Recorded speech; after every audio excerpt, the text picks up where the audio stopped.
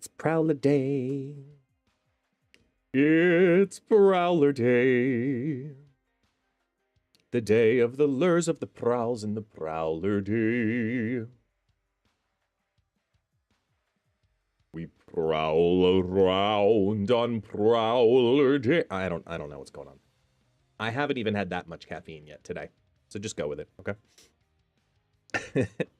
How y'all doing? Cheers. Salud.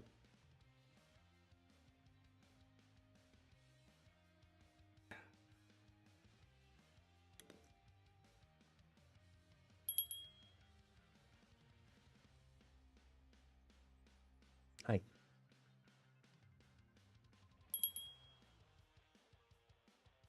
I've been busy. Busy.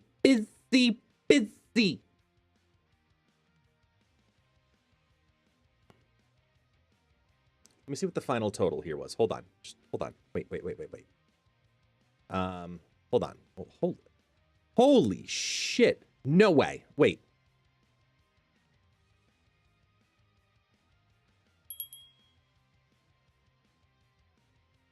I made so in the last 24 hours, I just looked at the final number. I have edited 36 YouTube shorts and filmed 11 YouTube videos.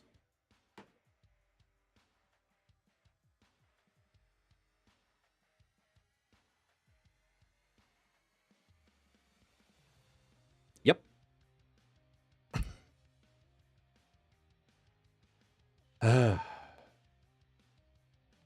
The last 24 hours has been chaotic. I've done a lot. And that's not all I did. Plus, you know, as if you were here yesterday, you know, I did a 3-hour stream as well. But would have gone for a longer stream if I didn't have all of that other stuff to do. So the shorts are almost done, I should say. I have to just like go into YouTube and put the SEO comment descriptions and sort them and blah, blah. I got to do that. But outside of that, they're done. Like they're filmed, they're edited, subtitles, titled. I just need to go into the descriptions and that's it. So looking forward to that. That makes it a lot easier. The YouTube videos, like I said, I filmed 11 of them.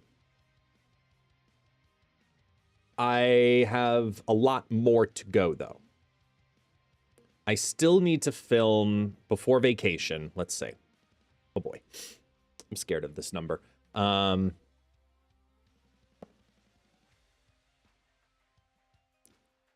Let's see.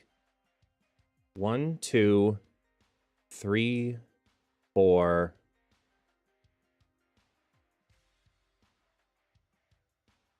5,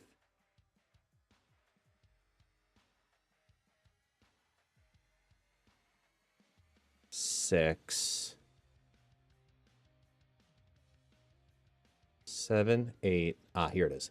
9, 10, 11, 12, 13, 14, 15, 16, 17, 18. I have 20 more to go.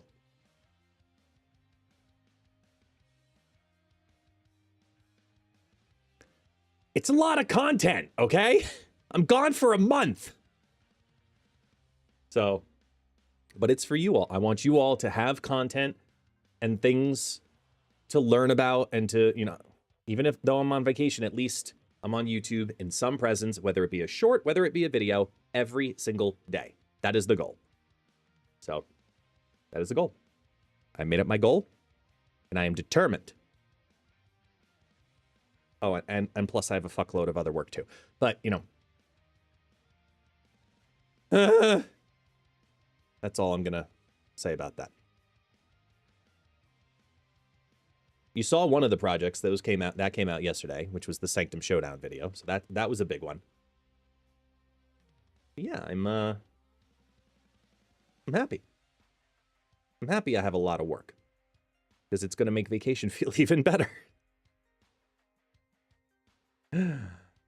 But either way, it's Prowler Day. Prowler Day, Prowler Day. Not Prowler Day, but Prowler Day.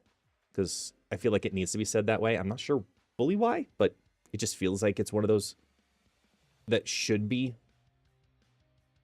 pronounced as such. Prowler. I don't know. Let me know if I'm crazy.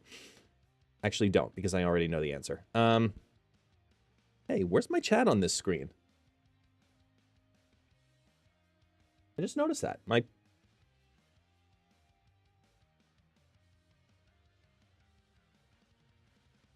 Where the hell is my chat box? No, not that one. Oh, there it is. Yeah, it should be just like... just barely present.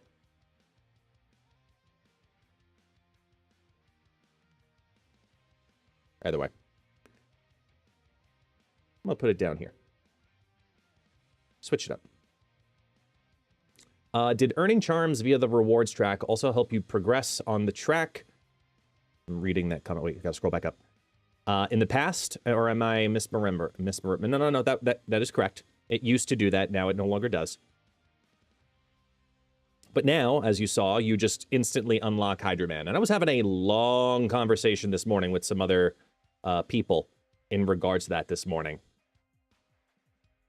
Good conversation. Not like whining, bitching, complaining, just like assessment of it. And it was a really good conversation. It was a really good conversation. And I hope the right people saw it. That's the hope, you know? It's the whole hope.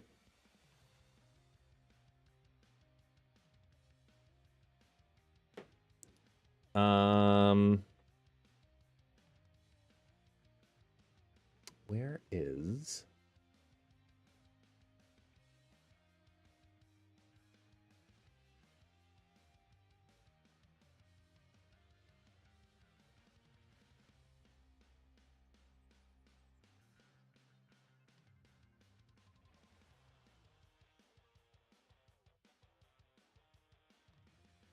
I must confess my loneliness.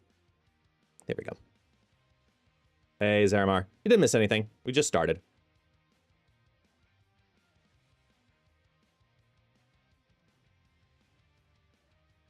Ow.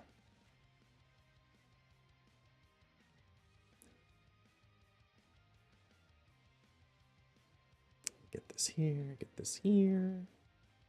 Okay.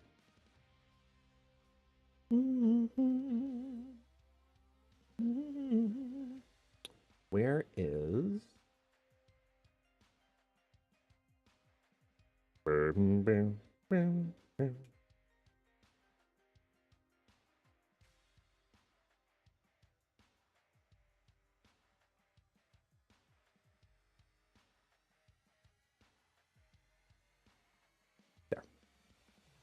Need to open this. Okay, I'm just, because I'm very behind, so I'm just trying to catch up, make sure I have all my information in front of me properly.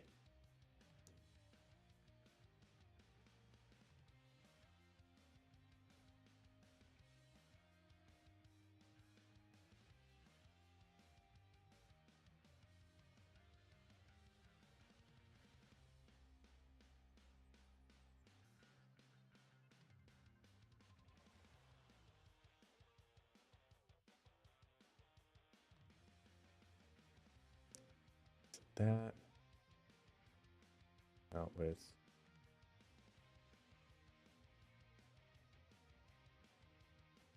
what's on the agenda for today. So once I get my videos in order here, we got to do 2 recordings, and we'll play some Sanctum for a little bit. We got to record, you know, good or garbage, because Prowler's about to come out. I'll showcase what I've got going for him. Then I also want to do the season preview. I want to look into next week. I want to look into the December season based on what we know via data mine and go over everything. You know? I think that's important.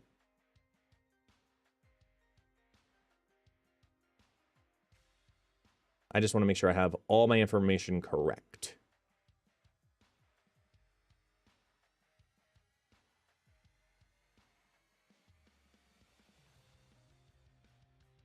I want to get my dates right.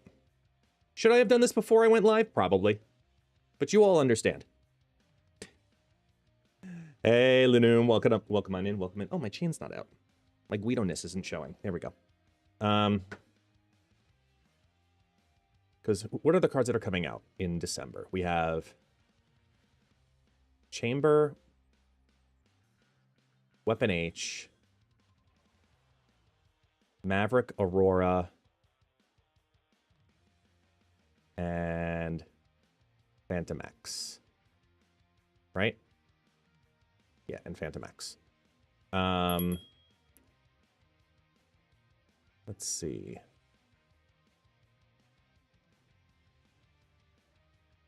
Hey, Nikarma. What's up? Nika. Sorry, that's Nika Karma. I gotta say it right.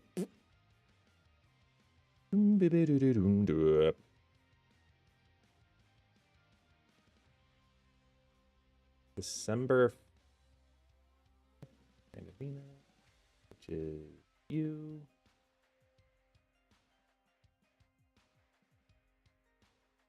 Okay. My favorite one is the one that if you destroy it or discard, you get -16. Yeah, we'll dive into them. I just want to make sure I get the things right.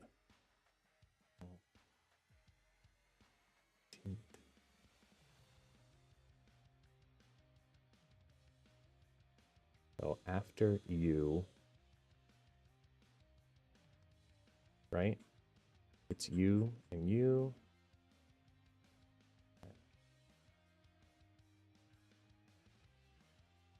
Sure.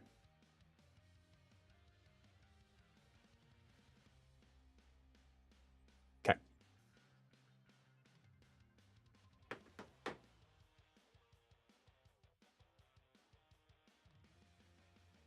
Oh, no. Why'd you close? Ugh.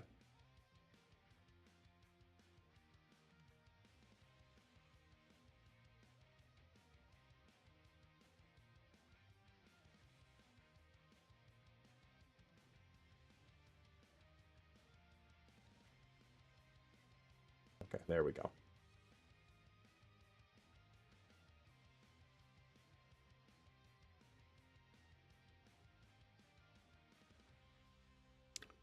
Let's go to this screen. Just so I make sure I don't screw it up.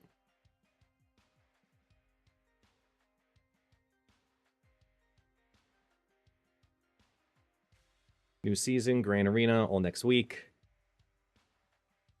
By the way, any clue what symbiote variant stash might offer?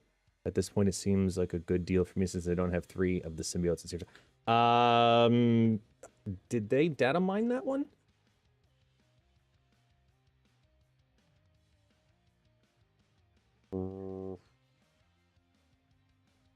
I feel like they did. Didn't somewhere.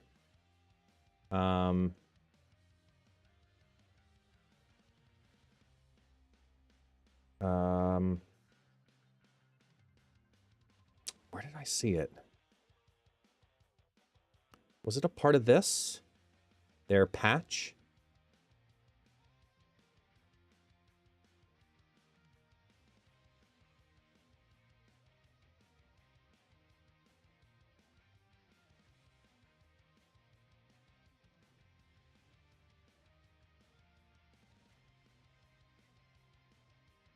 There's cards.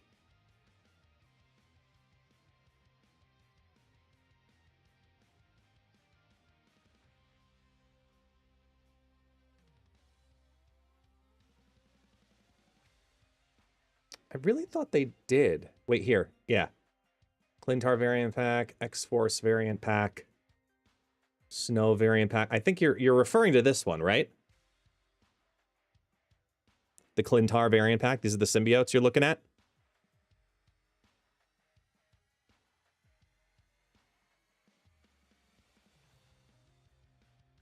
I think this is the one you're talking about.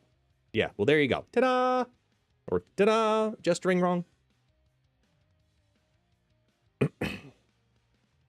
There's your screenshot.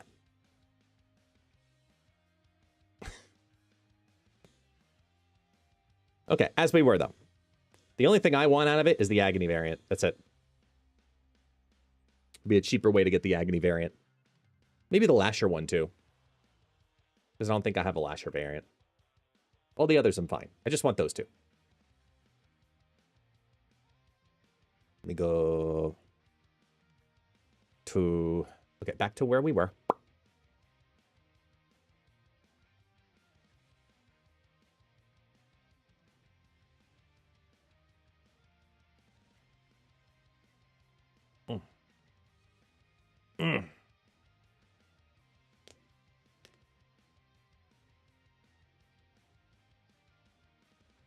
Would love to hit Misery or Lasher, I guess. Okay.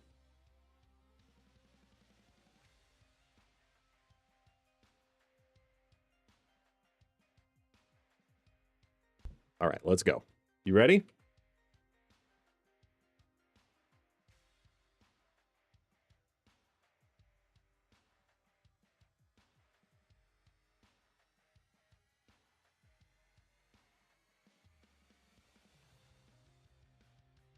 It's finally time. It's finally time for the Prowler. This is the most anticipated card of the season by quite some number compared to everybody else. Everybody's been talking about the Prowler. They can't wait for the Prowler. It's a card that they've, you know, wanted as a character. They just want the Prowler. And guess what? Now it's time. We're now 2 hours away from Prowler to be released. So deck building for this one was actually more fun than I expected it to be, because I didn't do everything that everybody thought I would do. Let's first talk about them, okay? Prowler, pretty straightforward. 3/4, on reveal, add 2 Thief's Tools to your hand. Set their costs to 0 if a card moved last turn. So, I think that's really good. Plain and simple. Even if that last sentence didn't exist. Is a 3/4 that puts 2 tools into your hand that are 1 cost. So it's basically Kate Bishop, right? But these are skills. These are pieces that don't stay on the board. That opens up a lot of possibilities because they're skills. The 3 different skills are Flight Harness as a 1 cost skill. On reveal, give your highest power card here and give it +1 power and move it to the right. So take the Knowledge of Aranya, target it retroactively as an on reveal to the highest power card there, and then move it. That's very good. Secondly, Remote Mines. On reveal, afflict the 2 highest power enemy cards here with -2 power. So that's a 1 cost skill that afflicts a total of -4. So it's a 1/4. But if something moved, it's a 0/4. Okay, that's also very good. Third thing, Vibro Shock Gauntlets. On reveal, 1 cost skill, give your highest power here +2 power, and you get +1 energy next turn. Okay, so there's green power, there's red negative power, there's additional energy, there's movement, affliction. Like, this is the Swiss Army knife style card. And a lot of decks want that flexibility. Some of them are obvious synergies in places. And then others, I just think, no matter what, are going to be considered good. I just think they're straight up, no matter what, going to be looked at and considered good. Because if you take some skill knowledge first, right? You're playing out cards and you're just waiting for them to go away. That's what Werewolf by Night is going to want. I mean, this is the card of the week right now. Alongside Prowler. Here, let me zoom this in a little bit for you as well. Alongside Prowler, this is the card everybody is going to be wanting to play more and more and more. Werewolf by Night. Because you have a 1 cost skill, move Werewolf. Bounce it, bounce it, bounce it, bounce it. It's going to want to go everywhere. So on the one end, yeah, you're going to see a lot of Werewolf by Night. And on the other end, you're probably going to see a lot of Mercury. So get ready for both. So if you are leaning into that synergy, that's going to feel really good. Make the bouncing Werewolf all over the place. Into the Zombie Scarlet Witch lane, and you've got 1 cost skills to move a whole bunch of everything around. That's why I also decided to go with Batroc. Which is it properly? Is it Batroc? Like a baseball bat? Or is it Batroc? Where it's like, I don't know, D-Rock. Like, it's just a whole nother... Anyway, I digress. So you've got that element on it. And then I also went Nightcrawler. Because Nightcrawler could have been Kitty Pryde. But I think Nightcrawler presents more benefit because of the same idea of what Kitty Pryde is going to want to do. Proc the Zombie Scarlet Witch and clear the lane. We have that with the Prowler tools. We have that with Web Sling. We have that with Nightcrawler. We have that with the Hunger. I think we're okay. I don't think we need the Kitty Pryde as much in this deck. And this was a variation that I was running the other day with Juggernaut and Negasonic Teenage Warhead as optional turn 5 and 6 plays, and both felt really, really good in this build. It allows you to play those 1-cost skills on the final turn, get some extra movements. I think that this is going to be probably one of the more organic homes because of Zombie Scarlet Witch, but you're going to see Werewolf by Night in a variety of different decks. I'm even going as far as putting him back into Hydra Stomper, because for the same reason that you play Hydra Stomper builds, you want to play Werewolf by Night builds. You want the movement, and that's a win-win scenario for the Prowler. I decided to go a very different direction, though. I went with a little bit more defense because I put Shang-Chi back into this deck and Cannonball. So now we've got 2 different destructions, so much movement, which justifies the Miles Morales at 1/6. Sam Wilson, Kraven, Batroc, Madam Web, Ghost Spider. This is just the good effing luck. You might have a Mercury against me, but I still can move everything on the other 2 lanes and still make chaos happen. So that's the whole point of this deck, is to allow your opponent to be able to play Mercury and say, it's okay. Do you want to sub out something for Spider-Punk? That's on you. Go for it. Have fun. Spider-Punk would be a great fit into this deck. Maybe take out Shang-Chi if you're feeling really safe. But I don't think that that's the best case right now, because I do think there's going to be a lot of very powerful cards and single-targeted, single-lane winner powerful cards. And Shang-Chi is going to have relevance once again. Cannonball is just a very easy cleanup card. And you've got all of the movement with Batroc and Hydra Stomper, ramp up to Kraven and Sam Wilson. It's a deck that you don't have answers for every lane. You can't. You can't have answers for every lane. So contest all 3. That's what this kind of deck is going to want to do. Then we get Cookie. Not as in like Christmas cookies, but like as in we're cooking a lot and we're going, oh my God, guest, we talked about drinking and snapping. Take a look at this build for a second, okay? You've got a lot of cards going to hand, so Collector, right? Collector feels good here. You've got Kitty Pryde. You've got Adam Warlock drawing a card. Get more cards into your hand, even though that doesn't proc the Collector. You've got Merlin. You've got Infinity Ultron. You've got the Prowler. The Collector is going to be a very valuable 2-drop. Then, let's take it a step further. Turn 5 is a big deal for this deck.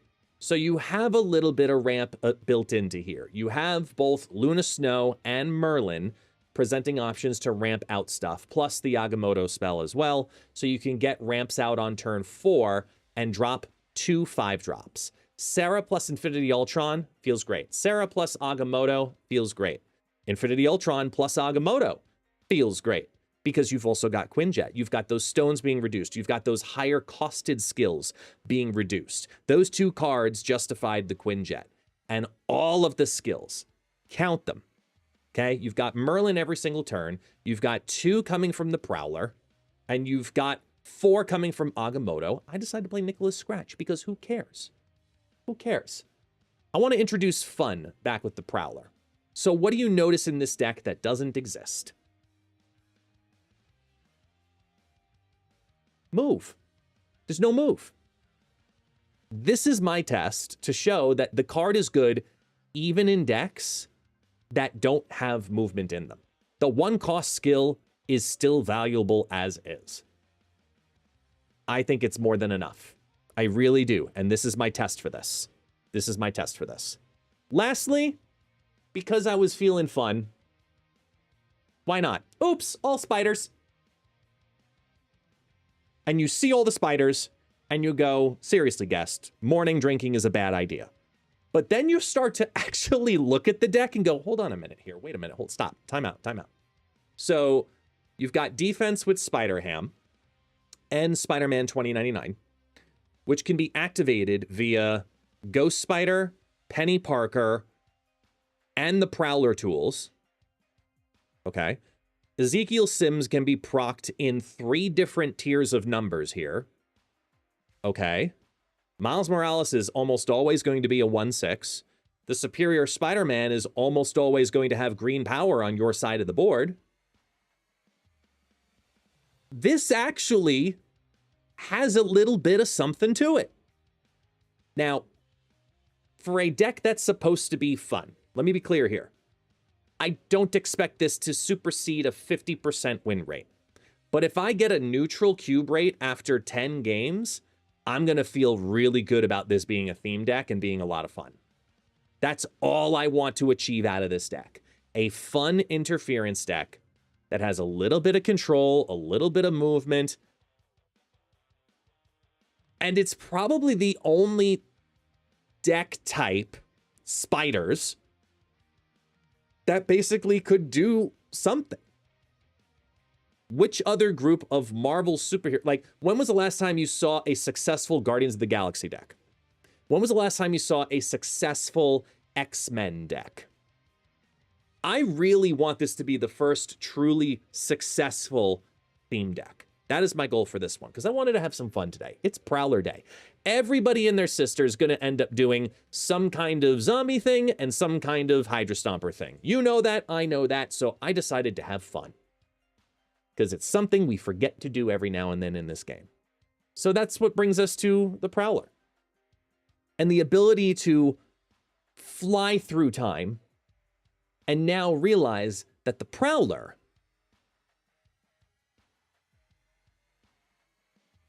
cut. And that's the transition.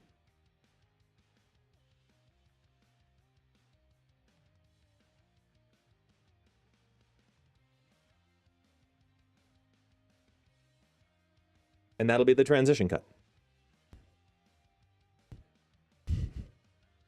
And we put that there. It'll make sense on YouTube, people.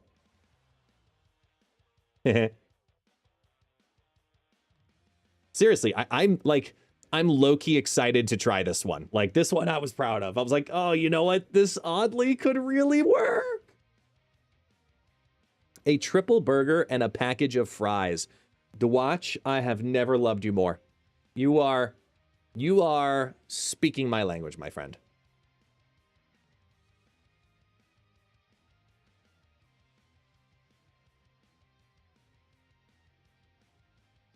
Well, it could. It absolutely could.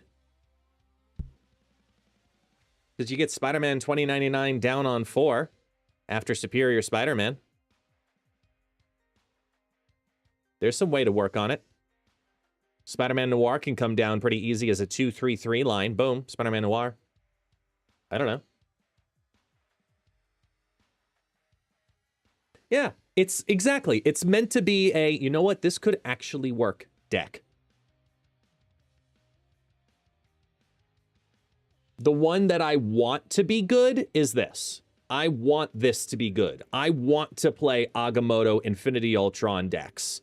I think there is so much slept on potential in that archetype, the Agamottotrons.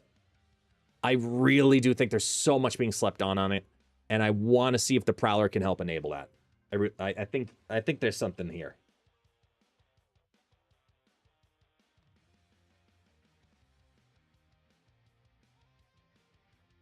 I had Web Sling, to be honest, Zeta. I had Web Sling in the deck, and then I went back and forth on what I wanted to do from it. And I was like, if I'm trying to regularly enable without Werewolf by Night, I think I can't do that. So you could easily put Web Sling in here, take something out, put Web Sling in, call it a day. You know, maybe take out Penny. I don't know, but you could. You absolutely could. I mean, he's Cope, but, you know, we do what we can with it. There.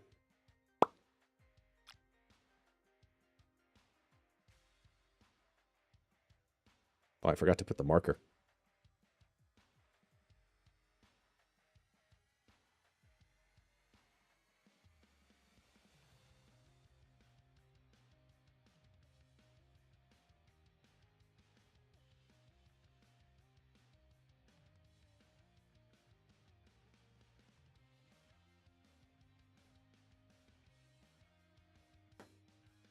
How was Hydro Man? Not bad. I think he's pretty good. I think he'll have his day in the sun. He'll have a random day of being awesome, and that's potentially his max, but I do think there's stuff there to work with. Go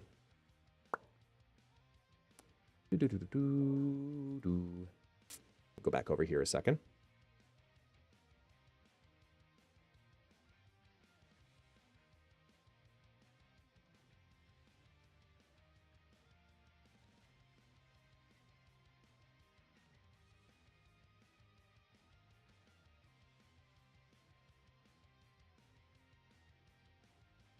Okay.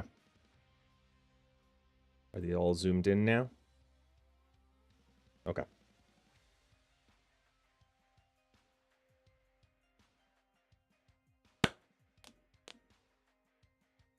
Hydro Man Black Widow? Yeah, it is great.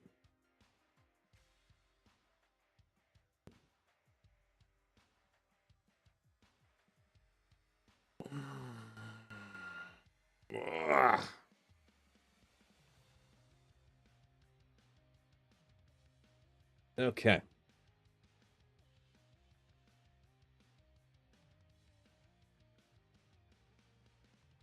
Hey, Brian. Ooh, I know what I'll do. Let me... Ooh, can I adjust this here? Yeah. Aha.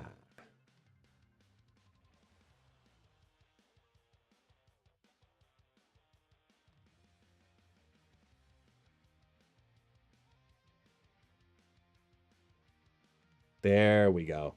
All right, that looks much better. For the video, at least. Just for the video. Right? As it goes through.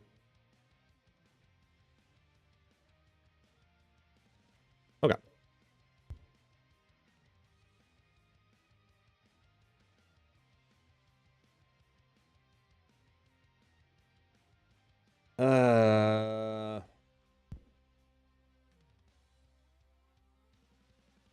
You know, I'm going to be honest with you going into the December season with Weapon X and all of this, that I'm going to start recording the video to talk about next season using the information we have for the data mines right now. But as I'm starting this video, I realized I have not prepared for it. So I haven't sat down and theorized these abilities whatsoever at all. So I'm just going to wing it. I'm just going to go off the cuff here and just guesstimate things, synergies. It's a live chat down below here on Twitch. So let's find out. Let's find out what December is going to be bringing us, because there are a lot of cards. More than I think last season, if I remember correctly, because there are multiple coming out in a new game mode, and then a late Series 4 release, and then it's a long month as well, and there's a lot here. But this is what it's all about. It's all about Weapon X. 2/2. After one of your other cards here, after one of your other cards is destroyed, no matter where, plus something power. I'm going to guess +1 power. After every... Read carefully here, okay? See that right there? RD. After every blankered time.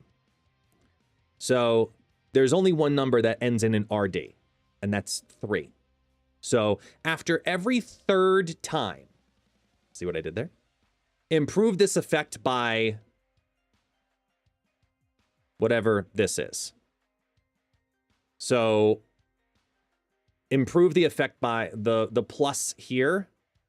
Now, looking at the code, added power, plus something power. This number here has to be the same as this number here, because that's whatever the code is going to be. So if it's after every card is destroyed, you get +1 power. After every third card is destroyed, improve the effect by 1. So it's either +1 +1, or +2 +2, or +3 It's not different numbers because of how this is coded and written. And what we know from this also is this is that new counter that we saw from Spider-Man Noir, where it's just counting how many times it's happened.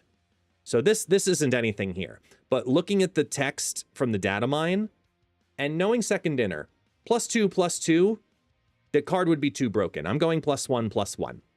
So to read it all together, after one of your cards here is destroyed, +1 power. After every third time, improve this effect by 1. So now break that down. You set up a lane that's Deadpool, Headpool, X23. Weapon X is down also at this time. You destroy that whole lane. Weapon X goes to +3, +4, +5. Okay, so now he's a 2/5. That's 3 destroys. Now you set up another lane of destroys. Say you set it up again. Deadpool, Headpool in the same lane as X23. And now you deathlock. Now Weapon X is going up by +2 for each of those destroys. So he went from 2/5 to 7, 9, 11. So now he's at 211. Let's say you set up another destroy scenario. You set up the X23, Headpool, Deadpool, and you Killmonger.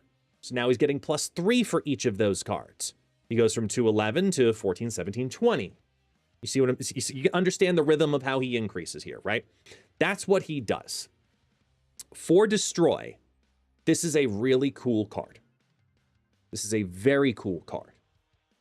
But I don't know if it actually makes that destroy deck better. Because that destroy deck wants to do exactly what I said. Is Deadpool or Headpool or X23 down on 1. The other cheap destroy 1-cost cards on turn 2, which is a problem here for X23. Sorry, Weapon 20. Oh my God. Too many X's. Weapon X here. And then you're destroying. And then you play and destroy. And then you play and destroy. So I don't know what the total value of Weapon X is going to be in that style of build. But then you think of decks like Morgan Le Fay, where you play him down on 2 and leave him alone, and you're destroying squirrels all over the place. Every time you destroy a squirrel and then get it back, you've got something to work with there, right? Those death decks that aren't necessarily a destroy deck, like a Deadpool destroy deck, that's where I see Weapon X getting value. Because if you get 2-7, Weapon X has done his job. Anything after that is gravy. Everything after that is gravy.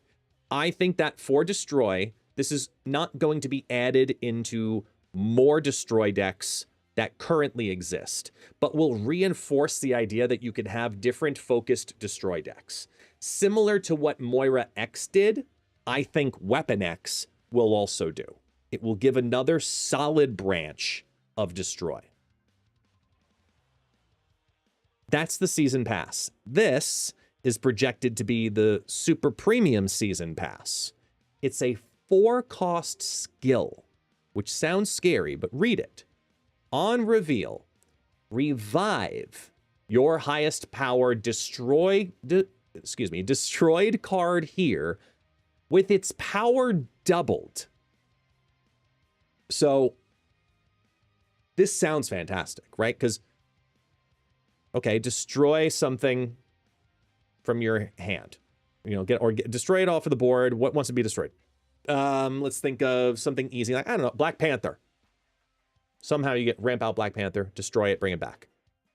Easy way to double. Sage, go back and redouble. Firelord synergies, absolutely. But the thing with this is that it's a 4-cost skill. That's expensive. I feel like this is a card you build around. This isn't a card you plug and play into other decks. This is I'm building an adamantium deck. I'm building a revive deck. So we mentioned Morgan Le Fay earlier, like that kind of stuff. That's what I'm curious about. Even something as simple as cards that you can re-proc their on reveal multiple times to scale, like Sage, like even something like a Groot. You know, those bring a lot of value for very low. And I think that that's worth keeping an eye on. So Adamantium Infusion is a build-around card. You build a deck for this. Because you've got to destroy a large card quickly and then bring it back. So Kid Omega loves this card. Kid Omega absolutely loves this card because it's the same turn destroy on the same turn play.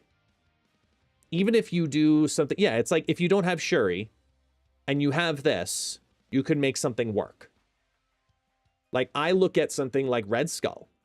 Kid Omega Red Skull puts 14 power in the Kid Omega lane and then gives you a 28 power Red Skull where even if he has his negative effect and it's hitting 4 cards, it's a 420 revive. Okay. I am not too upset about that. I am not too upset about that. It won't work with Galacti. I see it in the chat there. It won't work with Galacti because the effect will have already happened and those cards are no longer marked. But I do think there's some cool stuff we can do with Adamantium Infusion, but it's going to be tougher than I think people want it to be. Okay? In the same week, we get Chamber. Now, Chamber, Series 5 release. Activate 2/3, by the way. It's a 2/3, cheaper card. 2/3 activate plus 2 power. For each 5 cost or higher card you have here and in hand.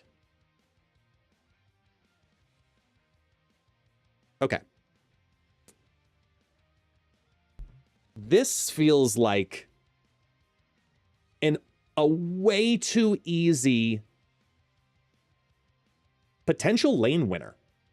Potential lane winner. Okay? This is a zombie Galacti card. Yeah, you heard me. You heard me. It's a zombie Galacti card. This is a Hela card. This is really, really insane. And I think that it's going to be fun. I do.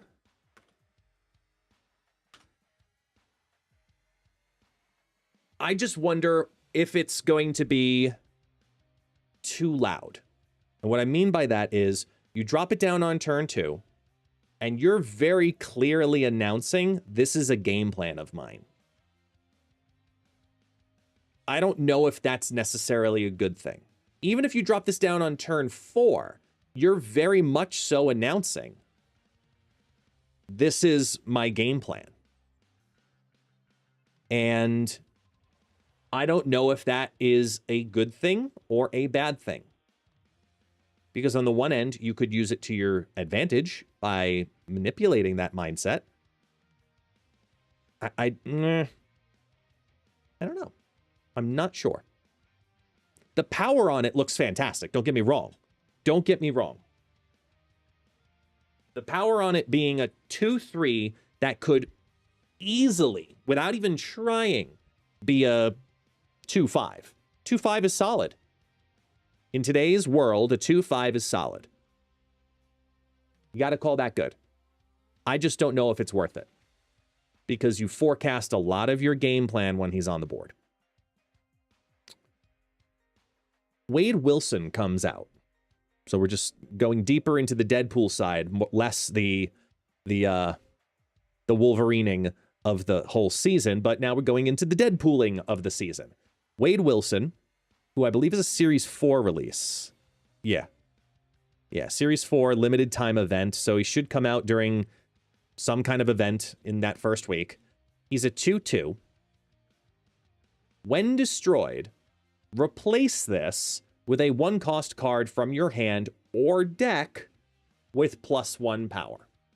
Okay, so obviously this wants to be a card that plays into Deadpool. That's what it's telling you it wants to do. It wants to be a Deadpool.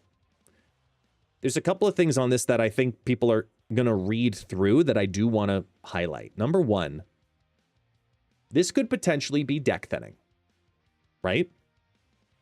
Because it's replacement. This is not destroy. This is swap. So if you only run a deck with one cost card that regularly ends up on the board, I think that that's surprisingly good. Right? Because think of the cycle you could do with Deadpool. Actual Deadpool. If it's just Wade and Deadpool. Play down the Deadpool. You play down Wade Wilson. Destroy it. it automatically brings the Deadpool back to the hand. Then Wade Wilson destroys and pulls the Deadpool back down to that position while Wade Wilson goes to the graveyard instead. So it does create a little cycle. But at the same time, with all of these revive mechanics, I do think that there's some other things we can do there with cards like Elixir. We just talked about another revive card. It's a 4 cost, but it could do it. And then even outside of that shell, maybe there's something for Wade Wilson. Maybe there's something here that allows easy scaling because there's only one 1-cost card in that deck. I don't know. I'm intrigued by the outside uses of this card. Like I said, I'm winging this, but I'm intrigued by the outside uses of what this card wants to bring to the game that are not just Deadpool. Because I think the conclusion with him after testing him with Deadpool decks is that he's clunky. And that other scalar cards like classic Wolverine will be better. Versus Wade, where I think his outside uses will be found and exploited. That's where I think Wade Wilson will thrive. Let's move on to outside of week 1 of the new season. We move into Weapon H. Weapon H, without even reading anything else on the card, all I see is 714.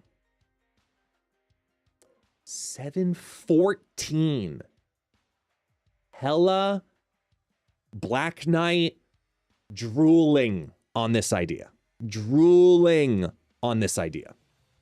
Weapon H. When discarded, put this back with -2 cost. Okay. There's a couple of things outside of that. Every time you discard it, it just gets cheaper and cheaper and cheaper. So if you can just discard this, maybe one time, just one time. That's all. Just one time. One time. He's a 5/14 with no downside. Do you understand that power? He's a 5/14 with no downside. This card single-handedly could kill Red Skull in so many of those decks. But then take it a step further. Getting that down with 2 discards. Like, if you play this in a Khonshu style build, a Dracula Khonshu build will feast having this card. Because this is, I'm sorry, this is stupid fucking broken. Like, it is so busted. This is so busted. I think this card is incredibly strong. And let me be clear with this. I promise you, I have nothing invested in this card.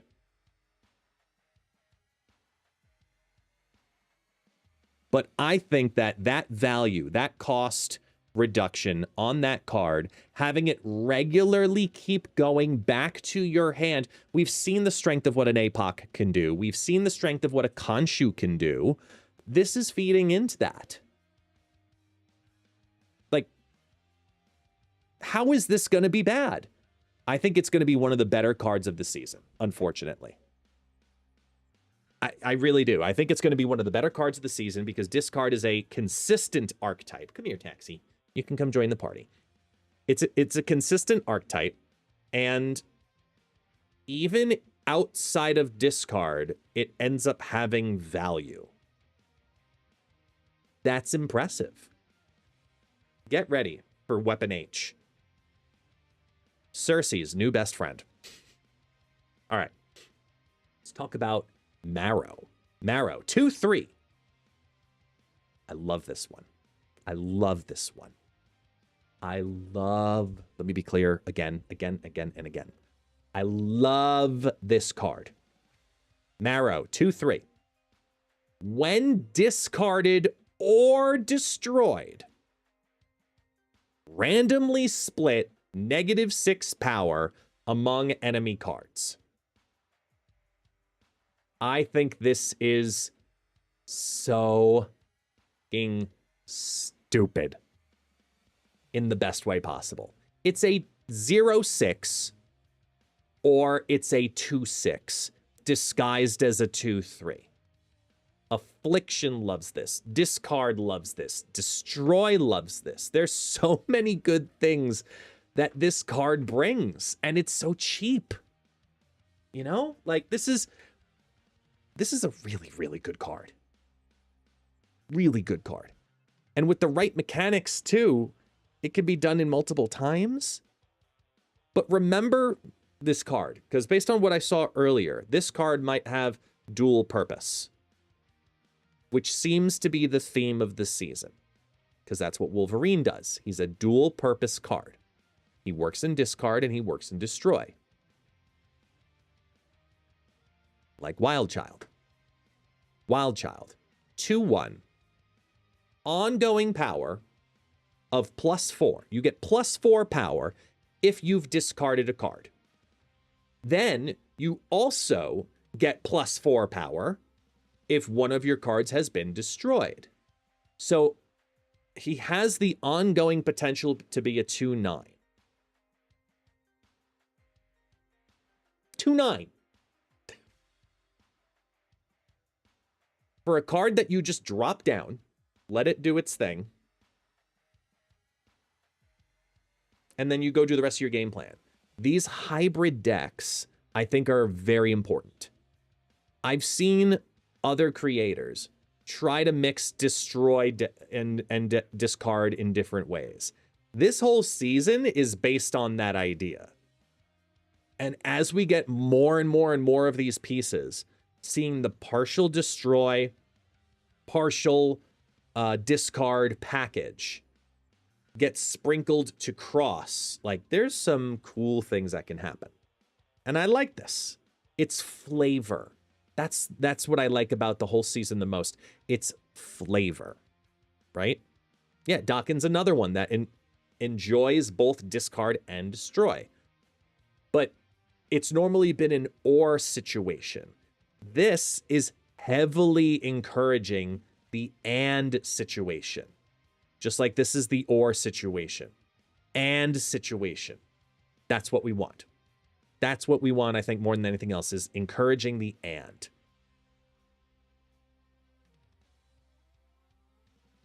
Gambit. Easy discard too, by the way. But that's an enemy destroy. Then let's talk about the skill that you can, I believe, get from a game mode? Yeah, limited time event. 2-cost skill, the fastball special. On reveal. 2-cost skill. On reveal. Destroy your highest power card here to afflict an enemy card here with that much negative power.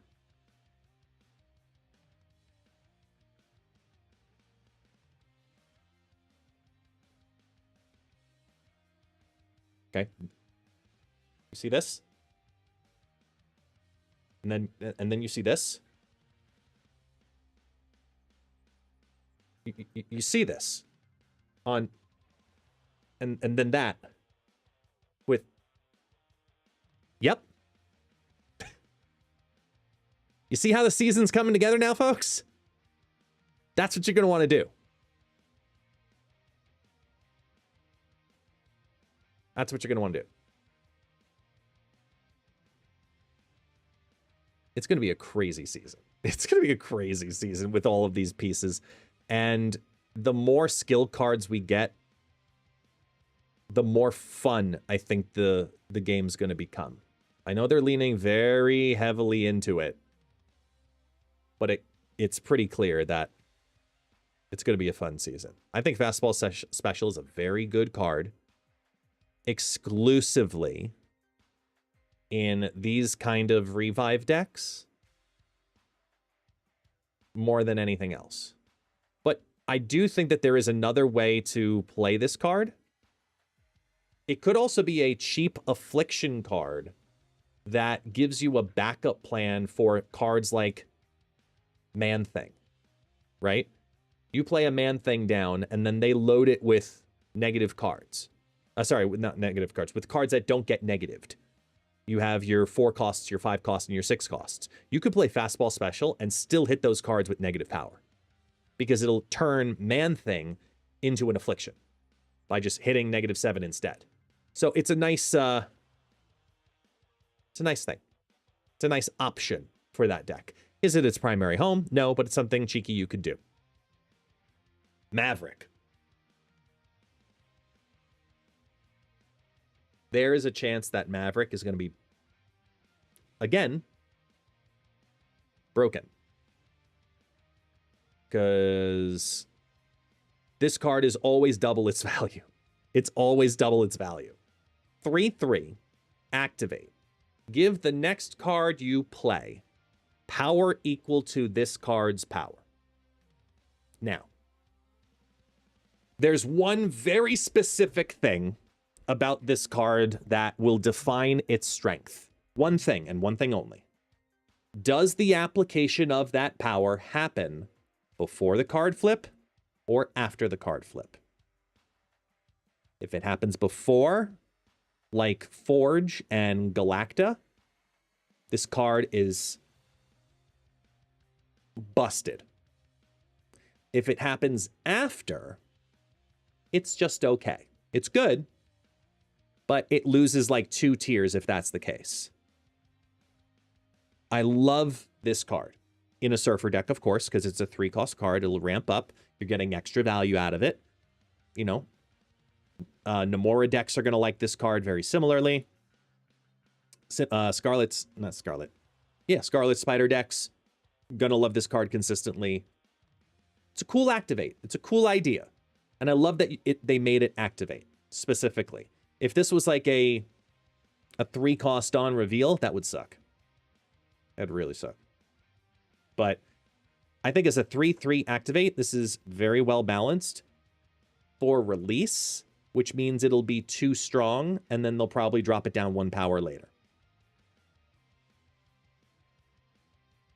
So keep an eye on it. Keep an eye on it.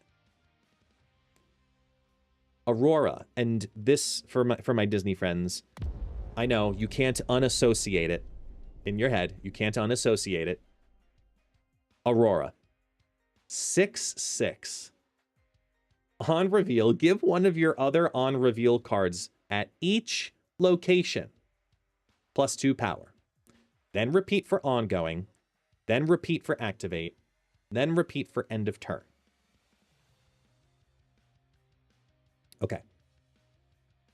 Break it down differently, right? You have your 3 lanes on the board. Let's, in some imaginary world, in each lane had Korg, Goliath, Havoc, Aranya. In all of the lanes, and then somehow you had a way to play Aurora. Just to give you the idea of a perspective. Remove a Korg, put in Aurora in one of the lanes. So you literally have one of each. Each of those lanes, it'll first do it for all the on reveals. Boom, boom, boom. +2, +2, +2. Then checks for ongoings. Boom, boom, boom. +2, +2, +2. Then checks for activates, then checks for on the end of turn. The total value of this card, potentially, in maximum play, maximum play, the potential of this card could be as high as 630.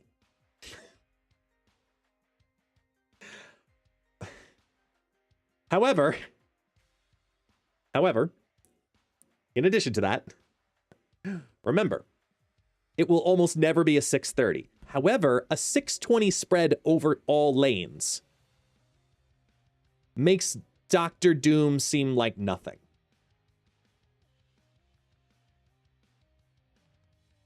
Really. This is a fantastic first step style deck. This is one that wants to be played with like Thing First Steps and Elsa Bloodstone, load up a lane. You have some extra pieces like that, right? But you specifically are missing a couple of categories out of her list, which makes her Like if I just mentioned Elsa Bloodstone, those static abilities don't count as a proc. A lot of move cards like Jeff there, I believe Jeff is one of them, that doesn't have an ability listed as an ongoing. It's just his ability, but can move. I think overall, this ends up being a better Doctor Doom for most decks, except for, you know, like the Storm Legion kind of shenanigans, or Cerebro 5, duh, but you get what I'm saying. There's some scary good things that could happen, and this is a very strong 6-drop. Like, very, very strong 6-drop, which we don't see a lot of. This might outdo what Galactus First Steps did, which was bring 6-drops back to the game. I think Aurora could be more powerful. It really, really, really could. To add +6 into several lanes, plus the lane she's in. I mean, that can't be bad, right? You build Aurora decks with that in mind. Lastly, Phantom X. 4/6 activate. I already hate it. Let me be clear.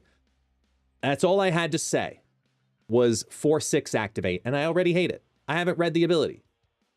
You could have a gun to my head right now. I'm staring right at the camera. You could have a gun to my head right now, and I could not tell you what the card does. I already know, though, that it's a 4/6 activate, and I do not like the card. Now I'll read the card. 4/6 activate. If you've had cards discarded and destroyed, afflict front row enemy cards at each location with -2 power. Oh my god. Okay.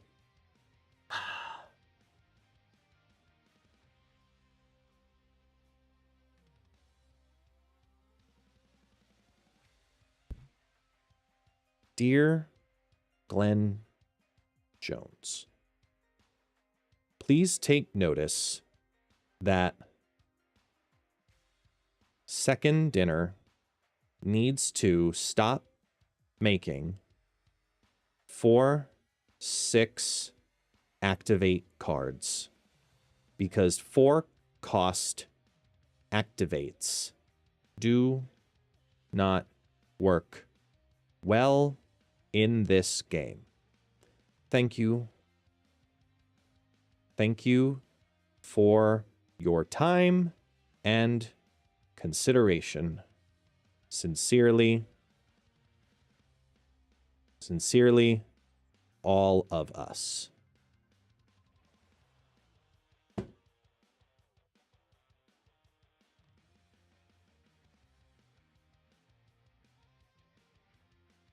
So,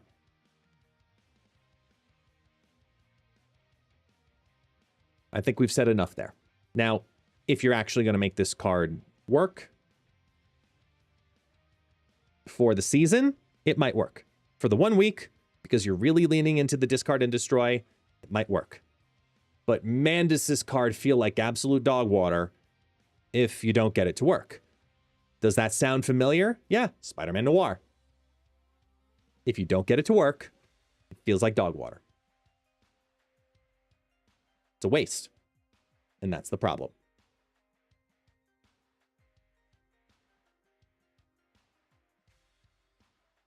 So, in regards to the whole season then, looking at the whole season, what am I most excited for?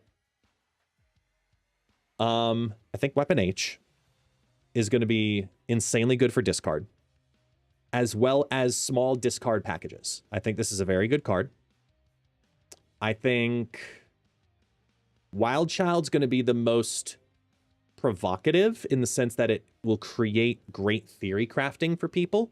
So it'll be fun to watch those come out, those decks come out. I think in regards to the season pass itself, it's very narrow. You know, it's very narrow. It's a very limited archetype. And when season passes do that, typically they're less successful. So this card better make a really big splash on its premiere. Like a really big splash. Otherwise, it's going to feel really bad. Because the whole season theming of discard and destroy is unique. It's leaning into what base Wolverine does, into all of these variations of Wolverine and lore and history, and you get the idea. I think the season will be fun, of course, as it always will be. But I think people will be pleasantly surprised by random cards. The ones that they normally wouldn't say, that's great. Maybe. I think that this will proc people into trying things they've never tried before. I think that people are going to want to be more adventurous with these cards. And without saying anything further, I can really confirm for you that if you enjoy competitive Marvel Snap, this season will be indubitably valuable. Wink, wink, nudge, nudge. So what do you think of the season, folks? What do you think of this December season? You let me know down in the comments below here on YouTube. Let me know what you think. What are you excited for? What are you not excited for? Those are my thoughts and opinions, literally off the cuff. I hand to God, I did not really dive into many of these cards beforehand. I had heard of some of them, but looking at them truly in detail and giving knee-jerk full reactions to them, that's what this was. So I appreciate you all, and as always, I'll see you next time. Cut. Single take. Done.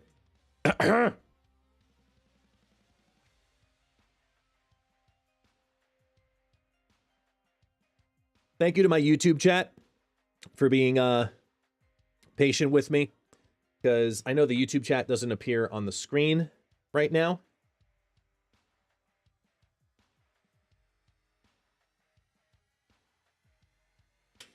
But I appreciate you. I do see you. I am reading to you. I'm just reacting to what I see on the screen because it'll be in a YouTube video anyway. So, all's good.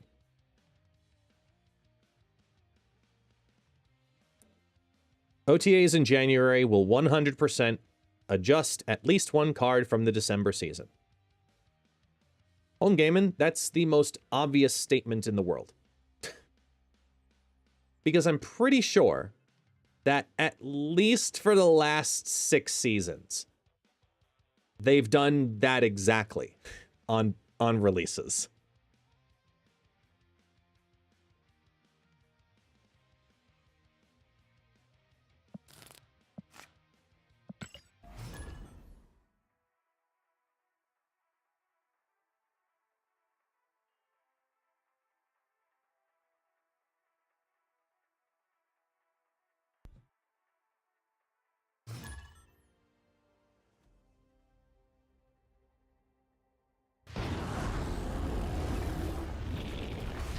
Rez Snapper talked highly of this build. I want to try it.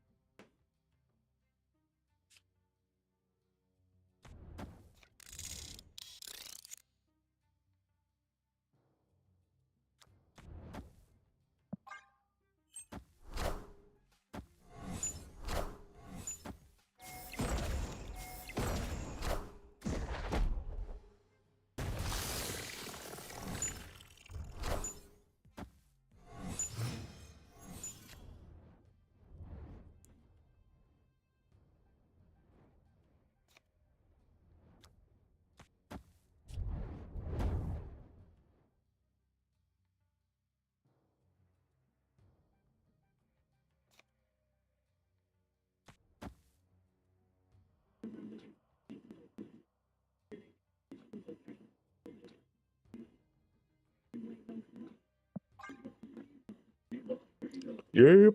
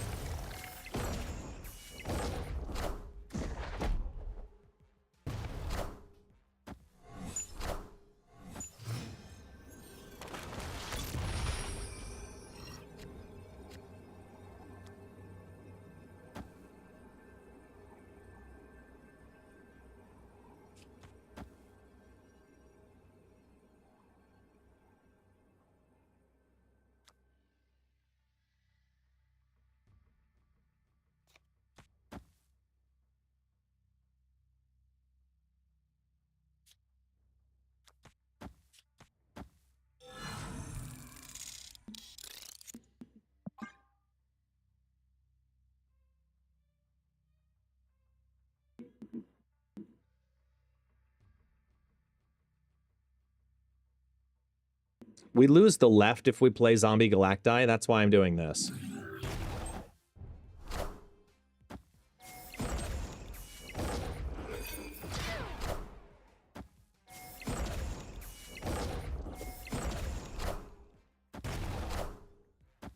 Oh.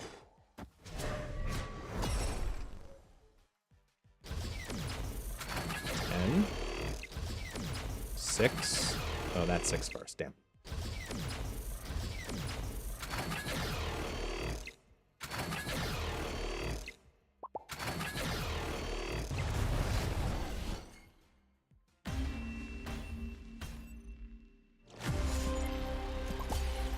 I mean, it was a good idea.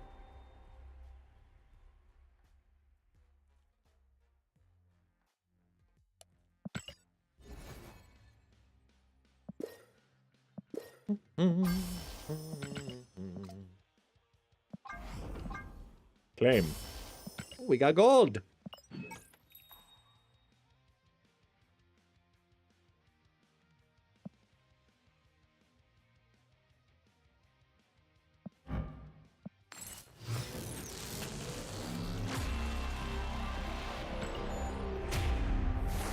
All of the lasers.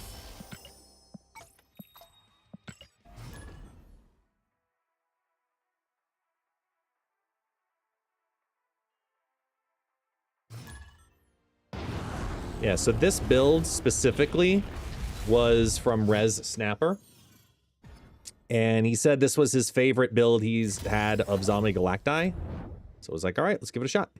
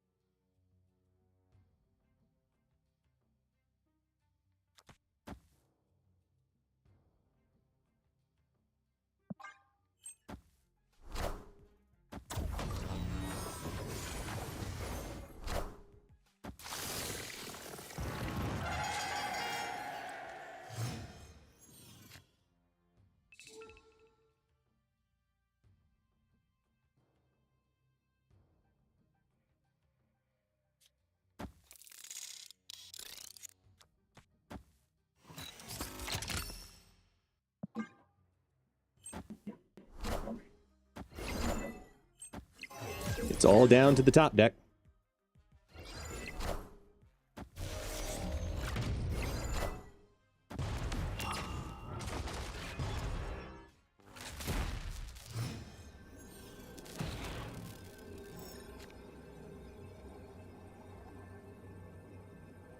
Poop.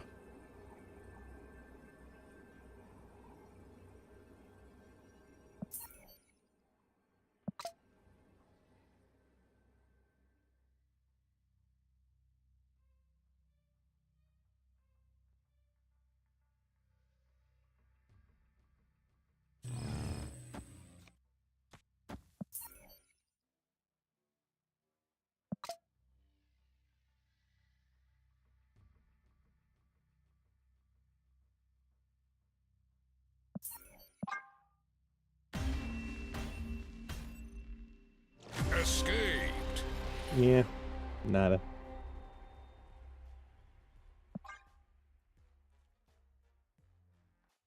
I told myself I was going to try it. Because I want Zombie Galacti to be good. Oop, I shouldn't claim those yet. I want them to be good. Because it's such a unique archetype.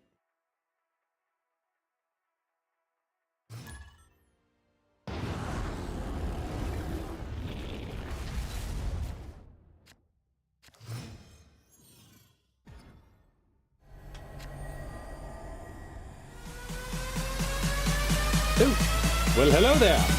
Okay. Everybody get your fucking hands up.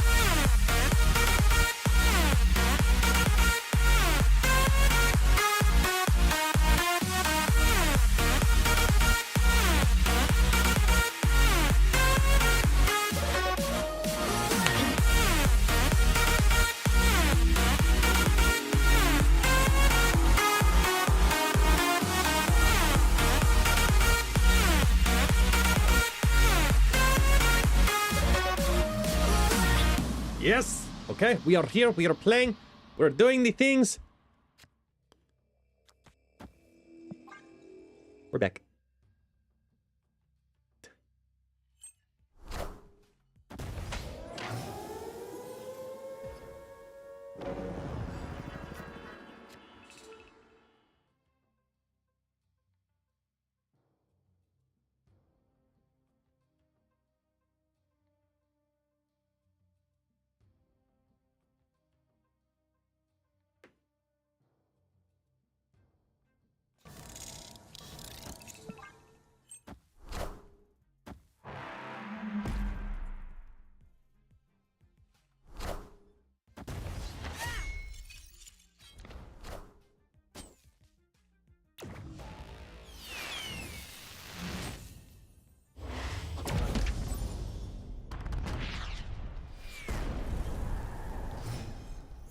Negative? Zabu, Jubilee.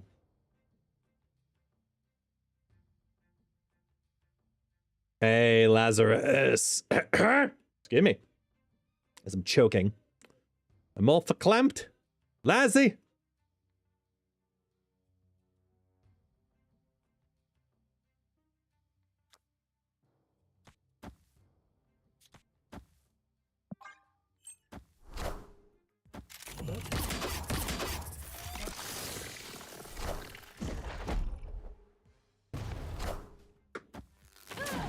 Blinky Sandman. Huh?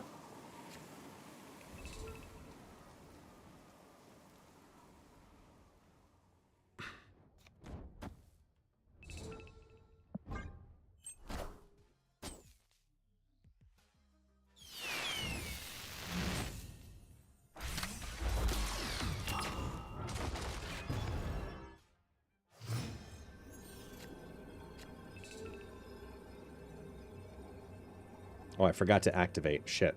I didn't, yeah, damn it. That actually hurts me. I'm missing out on 5 power now in the mid because of it.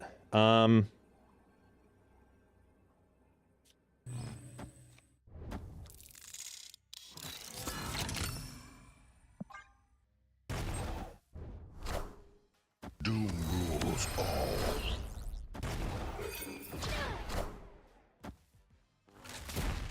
Because of that, I lost.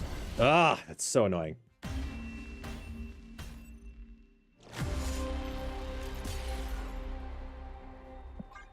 Yeah, because I like that this deck has that flexibility, like what this just did, where it gives you some other potential play lines that you can consider.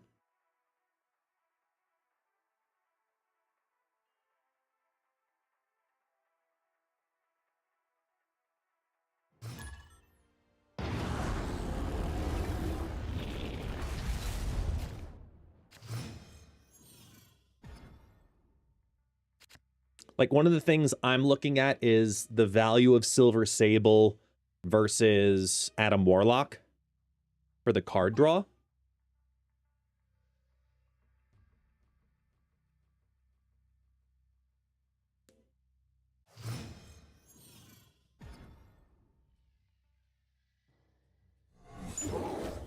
Moonsters.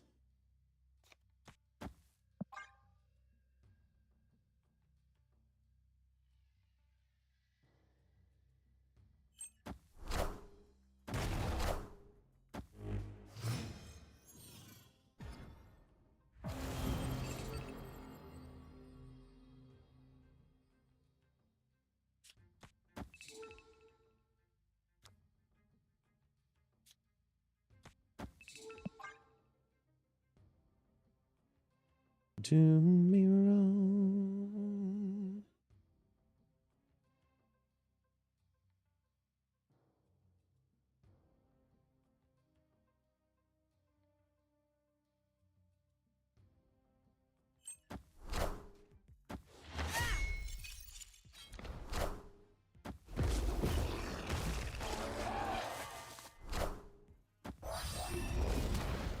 Oh, snap.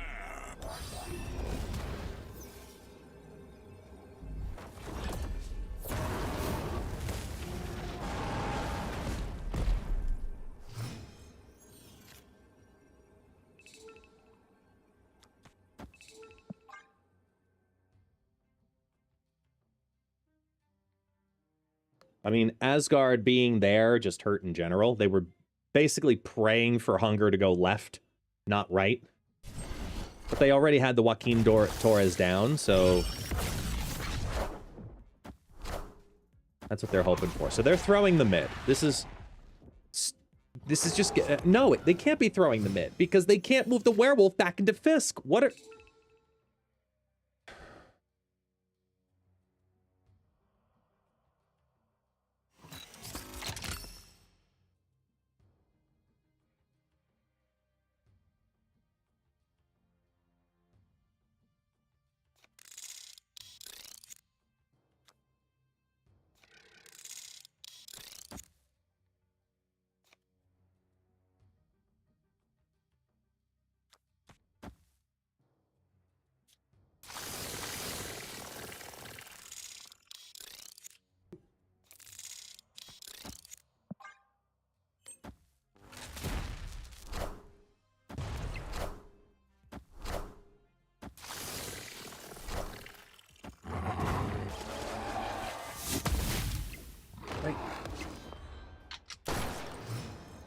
Yeah, werewolf.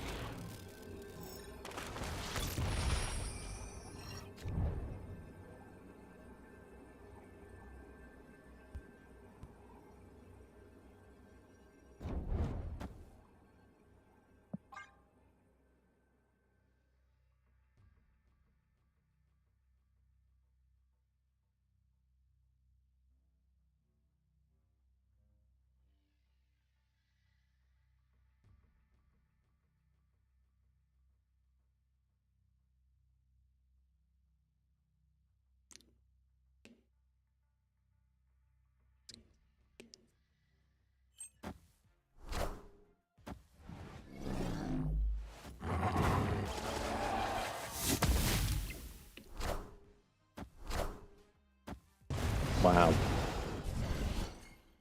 I can't believe they didn't move it back mid.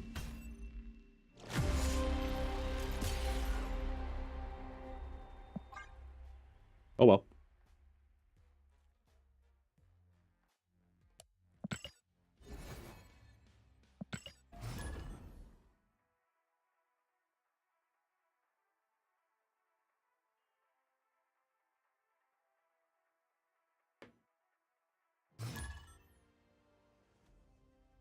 It's Marvel Boo.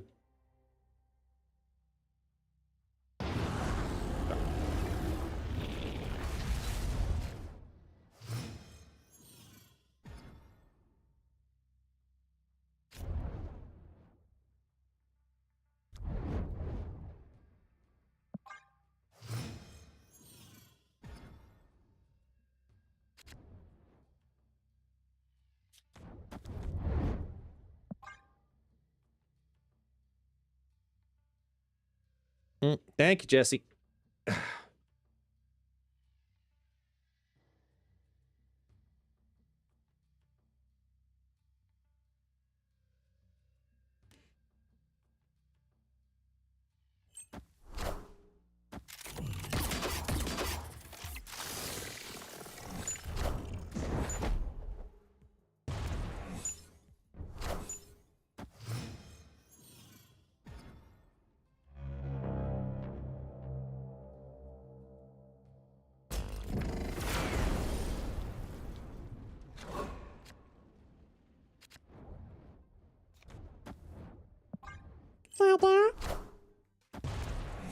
Guest, how much would I have to donate to you for you to sing the first few lines to Mr. Sandman and make it a sound effect that we can pay for 1,000 guest coins saying play if Sandman?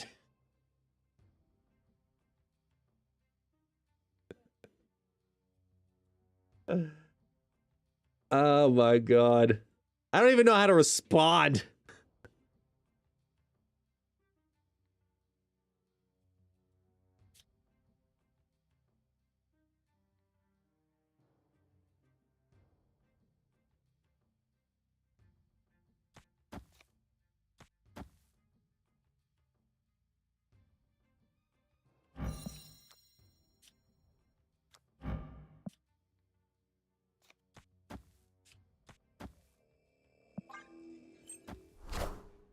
I work in software development, so it's my nature to plan it all out. Okay, fair.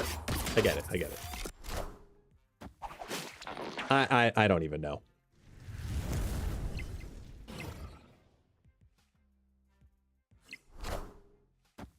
Clear for takeoff.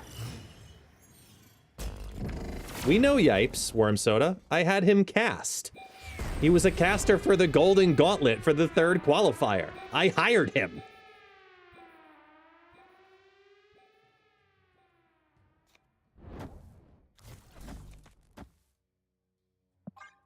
Yeah, man.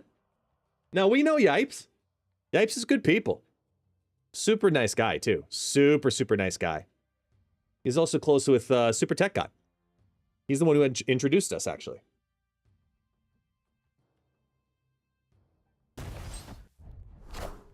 Why not play?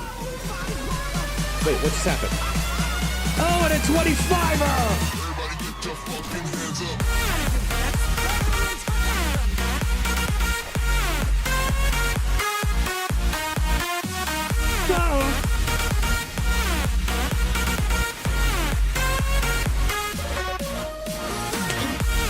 Let's go!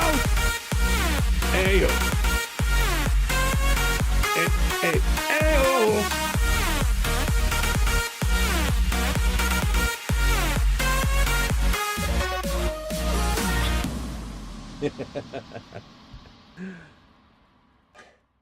Mr. Sandman, bring me a motherfucking dream. All right, hold on. Let's see. That hurt. This part right here.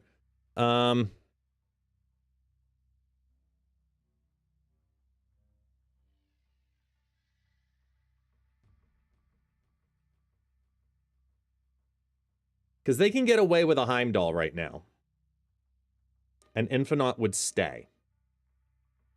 That's my concern.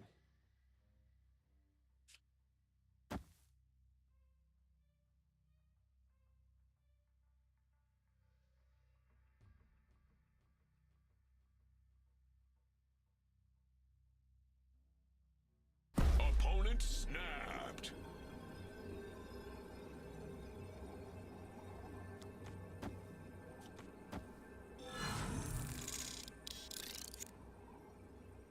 Two, 4,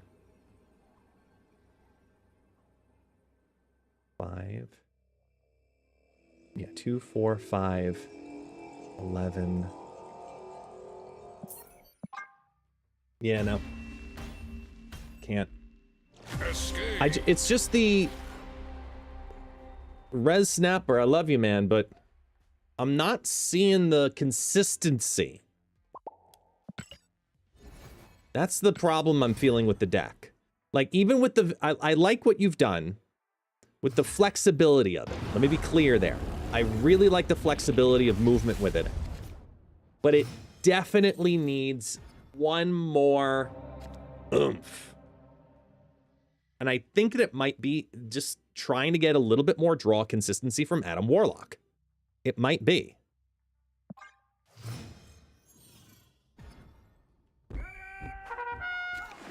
Correct extermination. It's a stalemate in that case.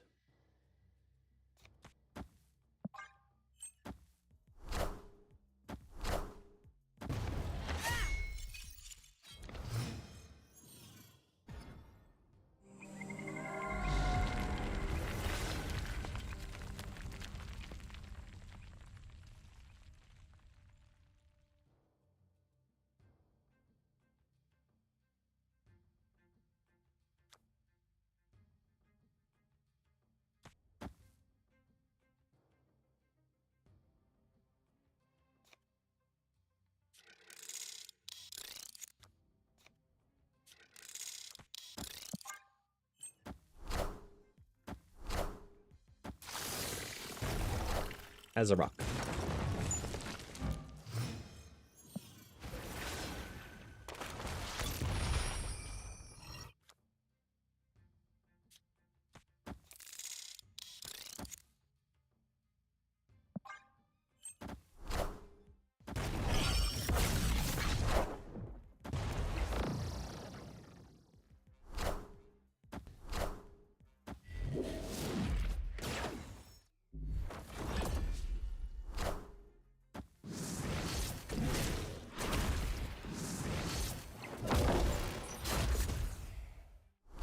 Hmm.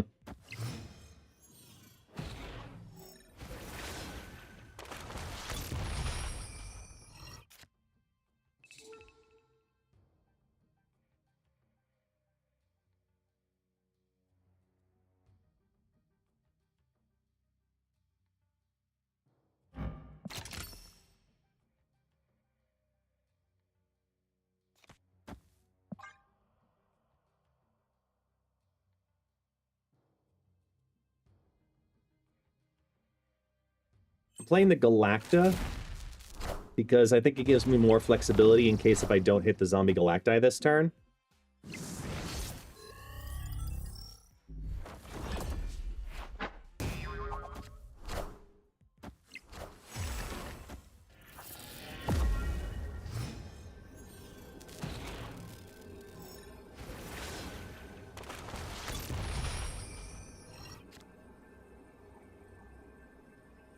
Victory.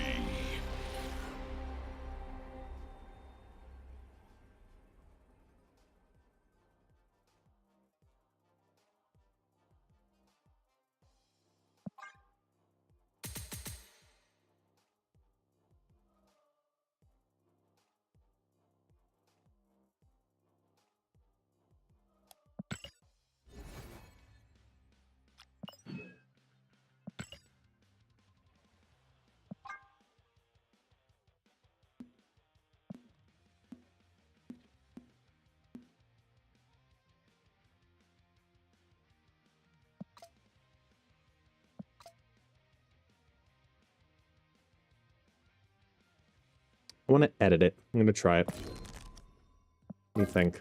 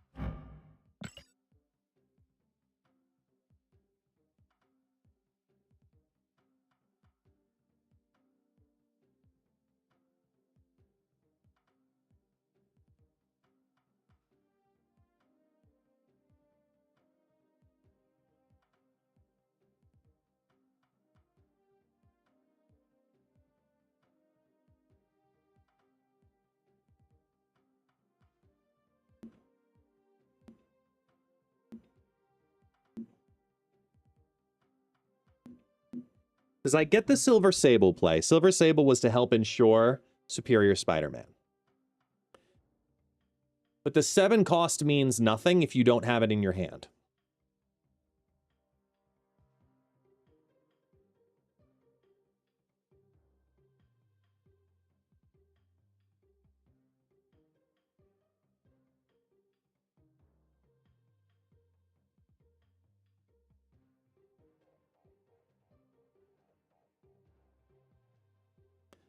I think the Fastos cost reduction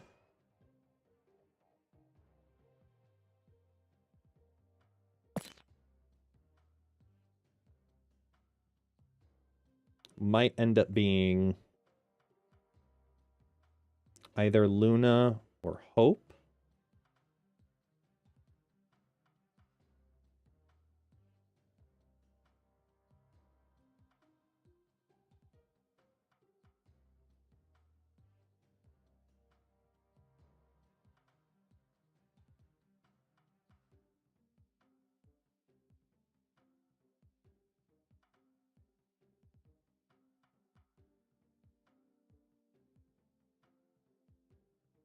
Yeah, you can't do astral projection for Galacti.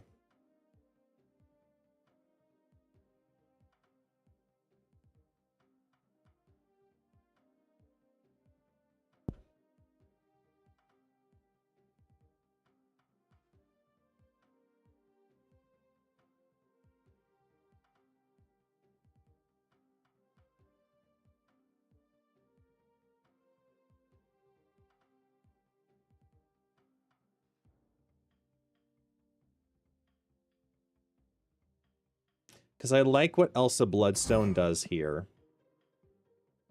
Wasp and Yellow Jacket help make it happen.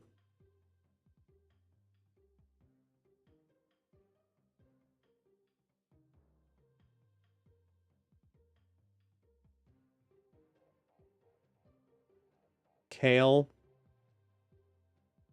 Superior. What else gets us to 7? Bastos was a reduction.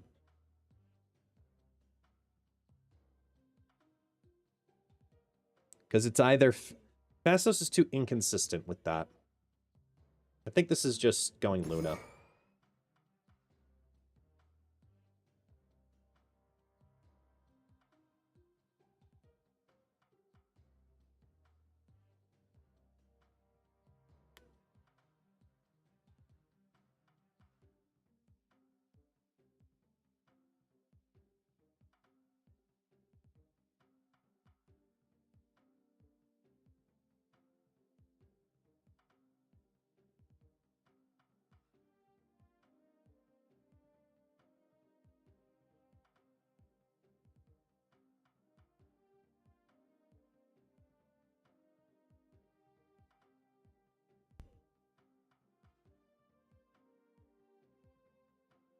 Because that gives me an extra piece on the Elsas.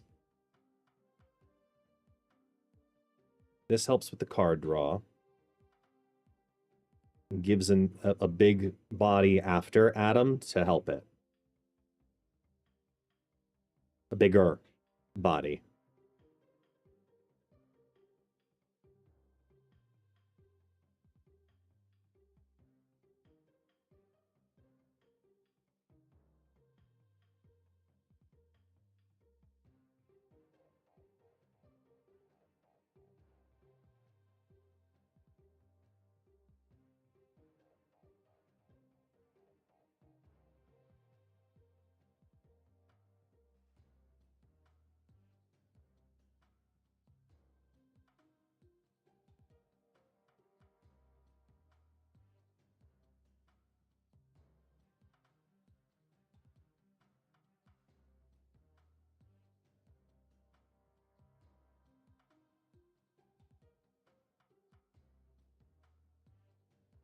What's the question, Worm Soda? That's odd because on paper it says converts the selected card to Galacti. Yeah. Okay, so here, let me help you clarify. Astral Projection on reveal, copy the text of an on reveal card in your hand.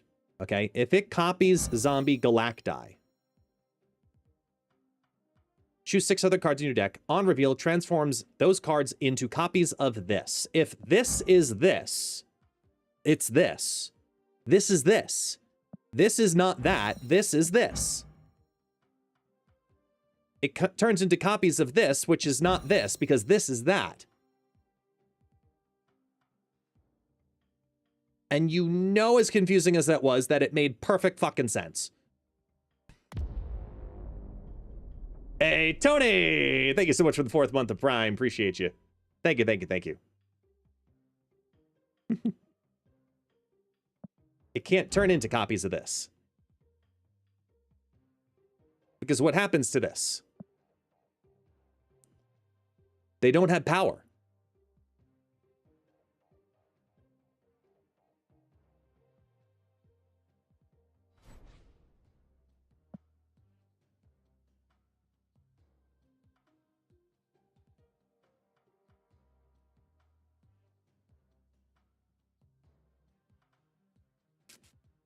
Excuse me.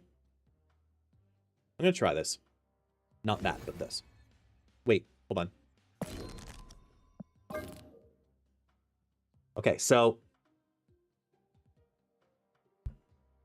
cards that help get Zombie Galacti down on 6.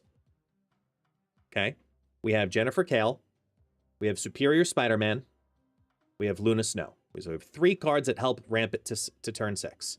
Cards that buff Zombie Galacti. We have Okoye, we have Elsa Bloodstone, we have Galacta, and we have Shuri. We have 4 different cards that can buff the Zombie Galacti. Cards that help get Zombie Galacti into your hand, we now have added Adam Warlock to the equation. Because now we have Elsa Bloodstone, Superior Spider-Man, and more importantly, Luna Snow in that position. As a good body behind it to help get more oomph for Adam Warlock. And the card draw. Got it. Okay, I'm feeling good about it. Okoye is my big concern piece, but I think I can live with it.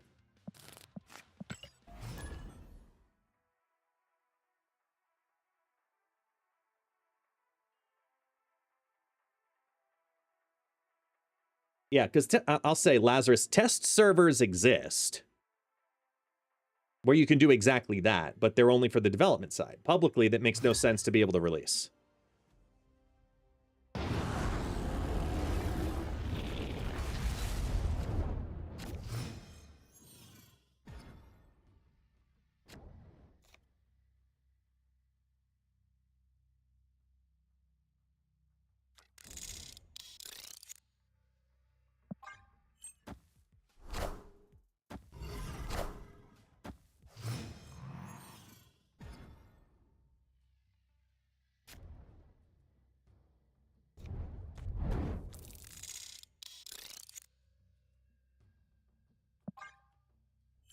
Come on, Airsham. Let's see what you got, Airsham. You're so much fun, Airsham.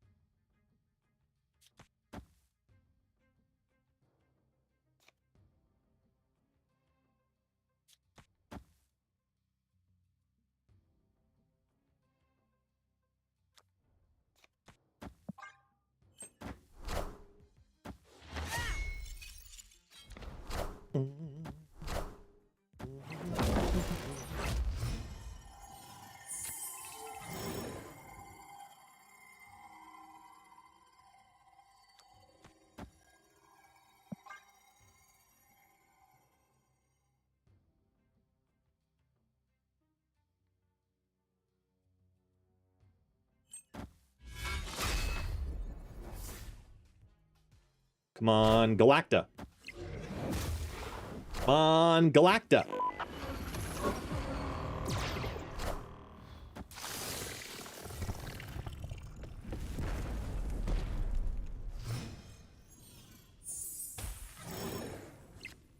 Yes.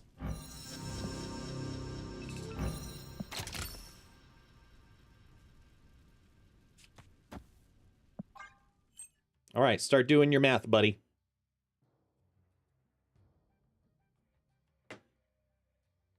Yeah.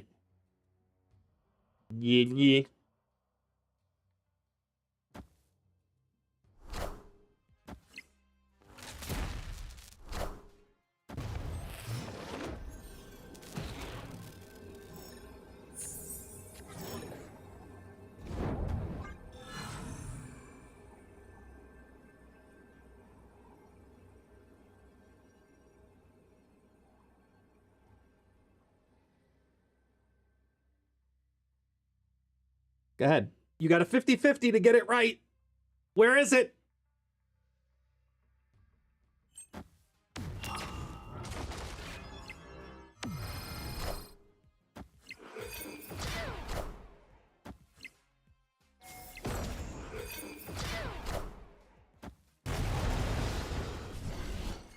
Damn.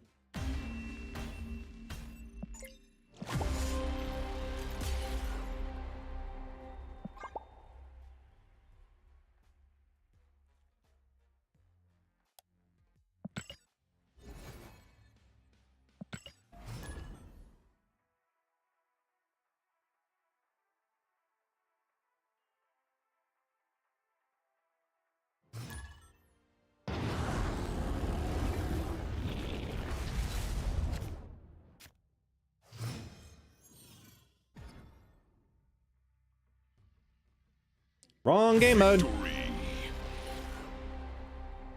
Nameless and playless. Turn the music up.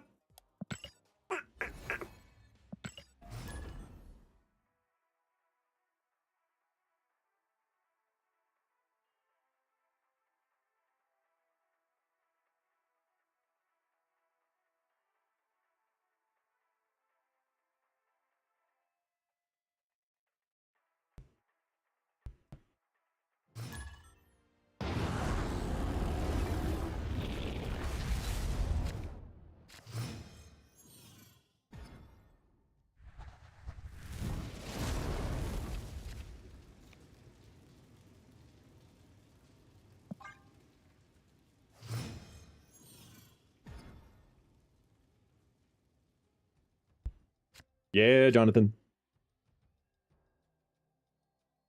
Opponent snapped.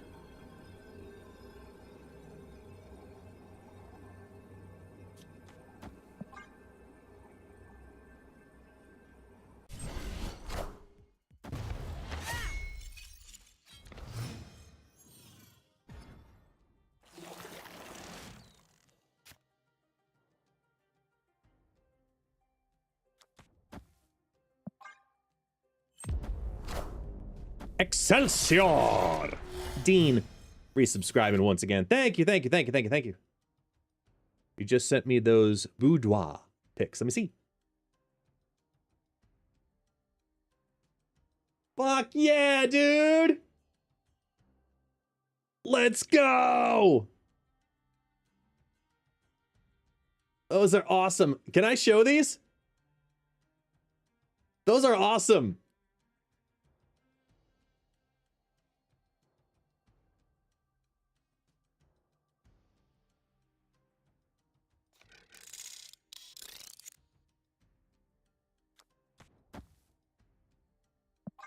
I can? Awesome.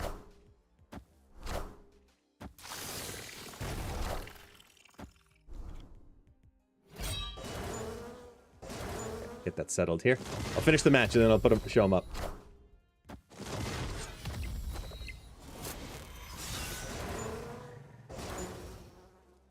I'm actually really happy with how that came out. That's awesome.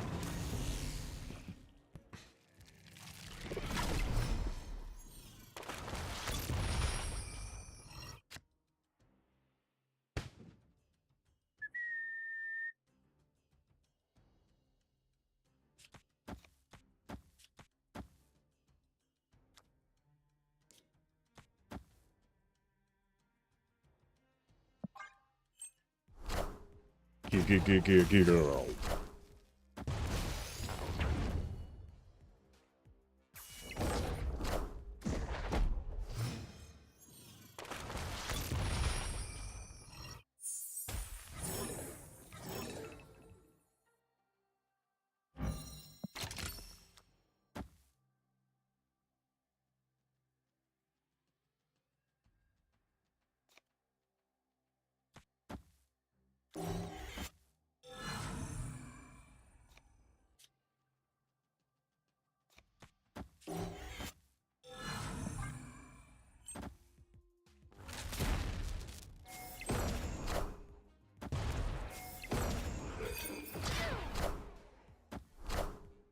You won't need this anymore. Hey, Park. Swarm. Swarm.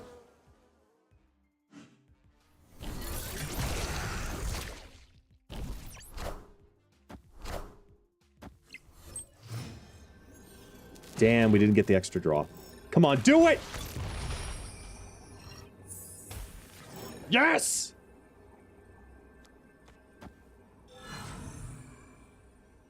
All right, does that actually help us, though? Because that brings this down. So we lose 1. But then we gain 3. So this only raises us to 23. If this raises us to 23... it raises this. 5 and 2, so 7 to 24. Oh, I forgot Okoye was a transform. Yeah, okay, we're good. Let's go for it. Screw it. Here we go! Pew, pew, pew, pew! Pew! 12. Swarm. Swarm. Scan. Swarm. Card. Another one. Yeah. Victory. Cool. Yo, check this out.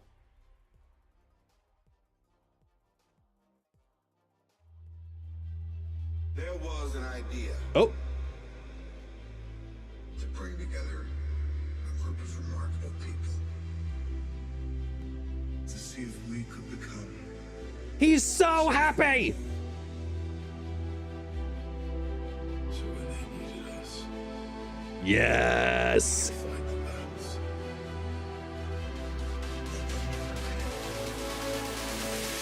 Woohoo!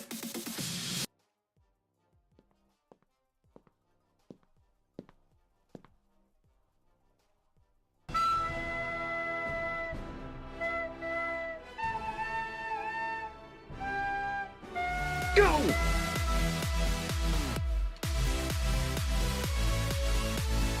Everybody get your fucking hands up.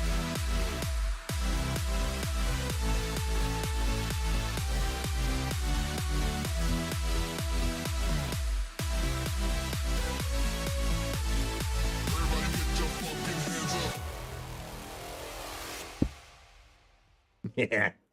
Excelsior Dean, these are fantastic, dude. I'm so happy that this shirt came out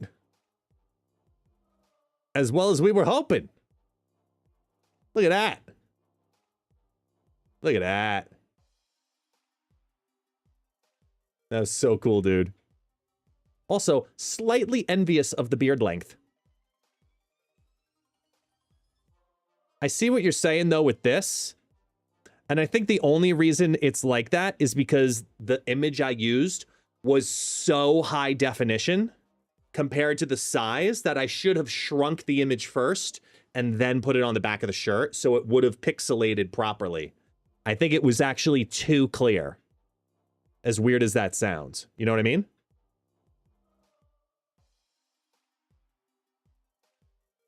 Also, you can use one of these things?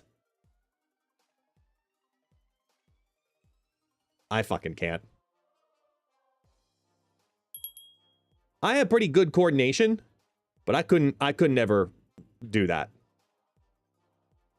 Street snowboarding or whatever you can. Yeah, just no way.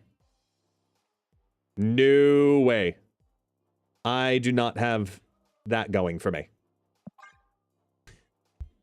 Yo, JB, what's up, man? I'll stick to my my Shang-Chi mug.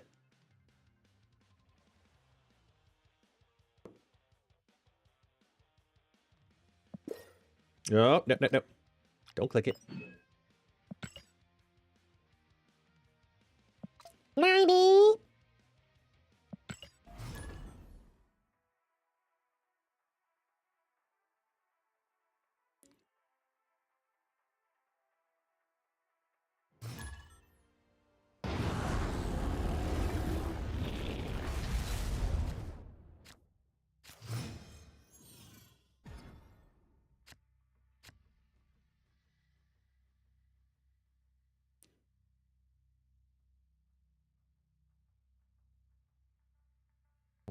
Told. Just ordered my Excelsior Dean shirt.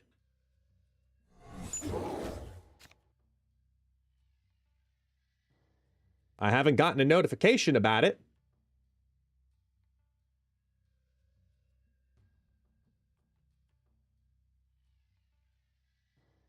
It would pop up as merch sale. Unless... He's a phony! No, okay. Let's see what's going on here.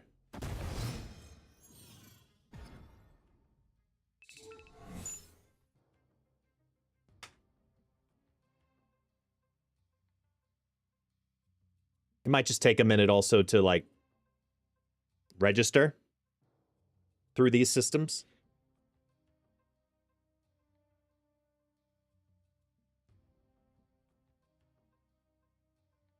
Don't you? Whoa. What the fuck?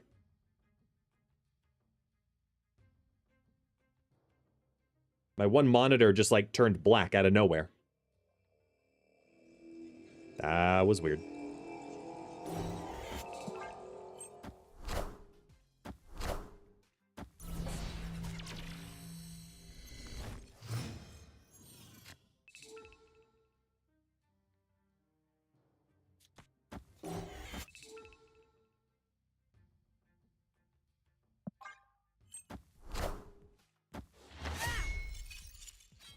Okay, we're good.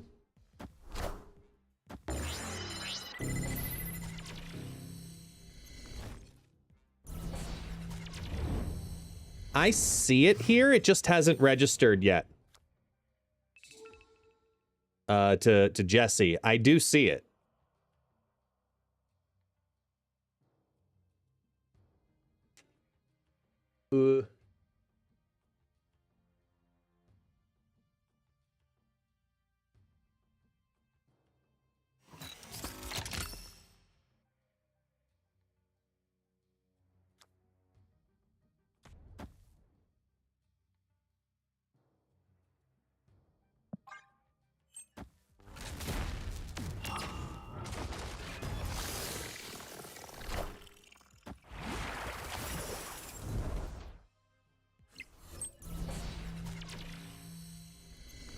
Yes.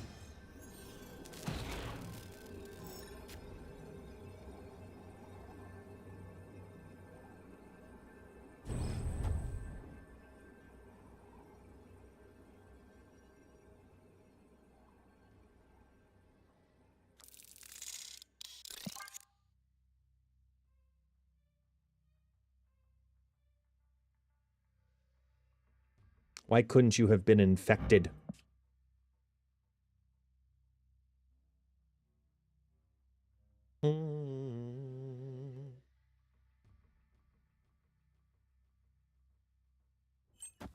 Hello!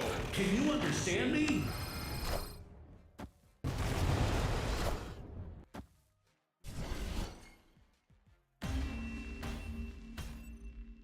Victory.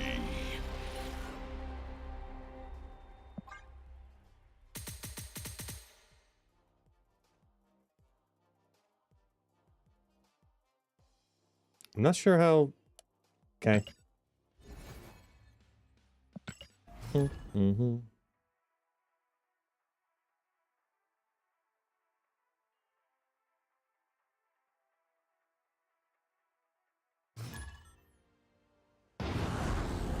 Going up against Cobblepot. Fucking penguin.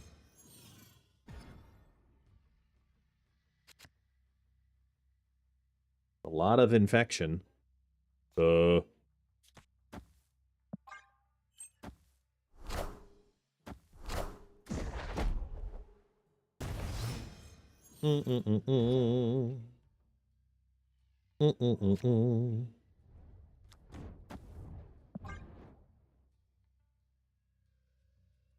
do I eat for dinner? You don't. You send me money to buy my dinner. And you starve. Absolutely starve. That is all.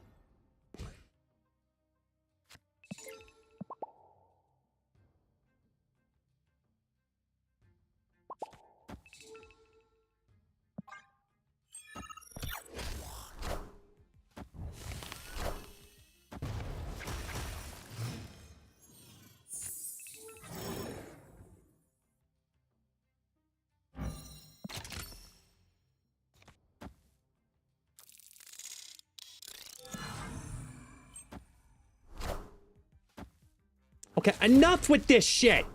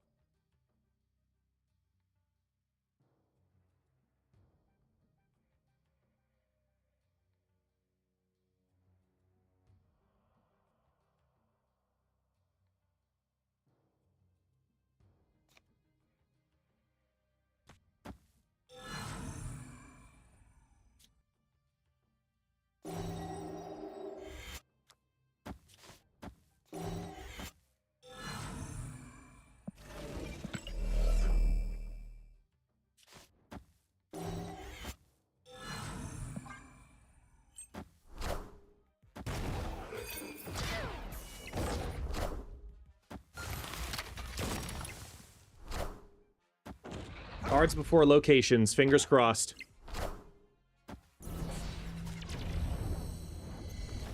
God damn it.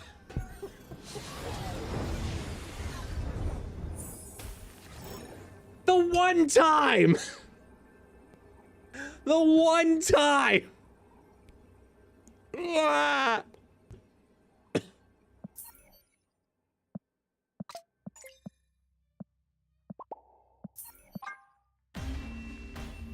Escape. Oh, the tragedy.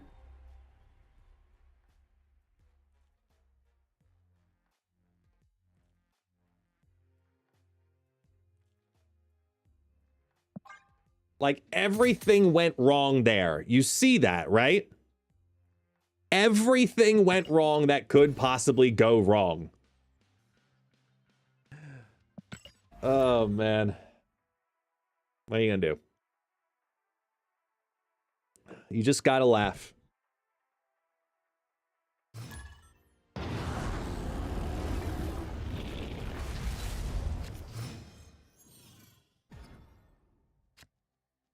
Just gotta laugh, man.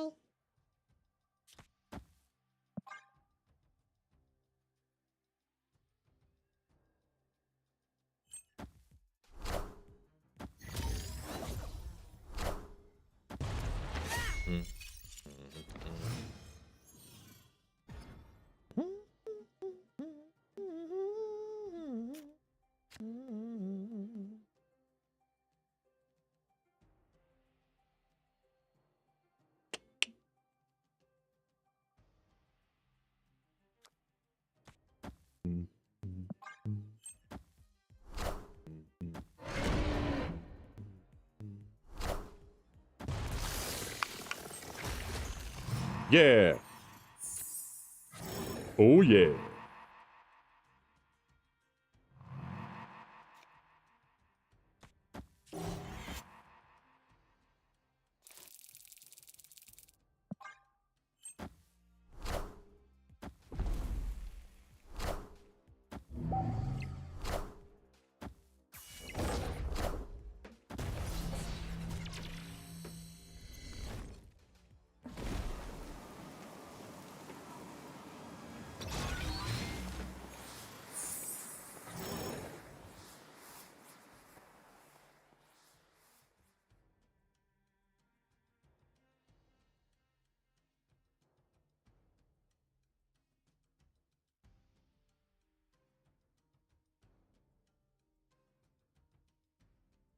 Okay, so I'm gonna have 7 so I can play down the singular card. That'll be free. That'll be free. I think I just do this. Yeah, I'm trying to see what happened with the merge trigger, why it's not going off. Because it doesn't make any sense. It shouldn't be disabled, right?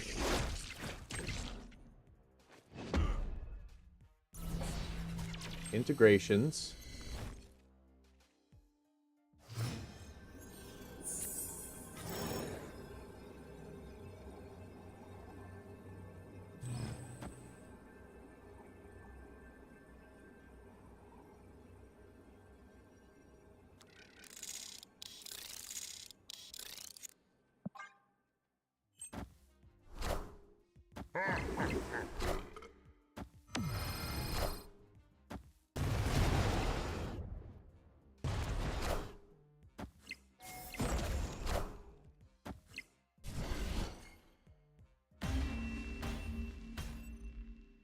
Victory.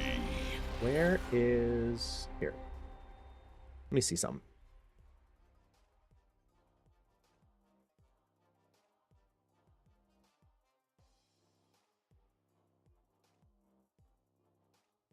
Wait a minute. Actions. Coffee.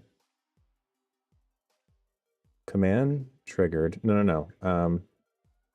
Coffee mix.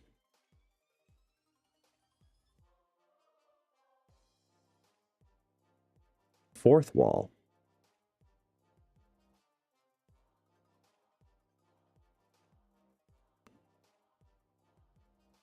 Add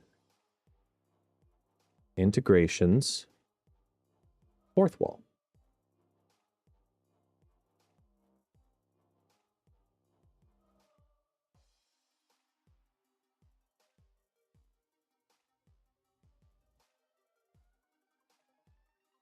It makes no sense. Because on one area, it shows fourth wall. That's the name of the company I use for my merch, Fourth Wall.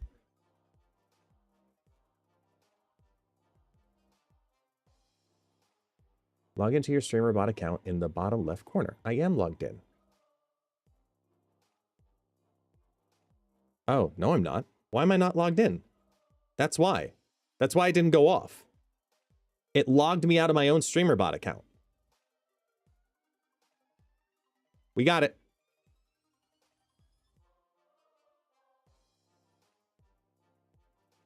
Well, fuck it. Let's do this.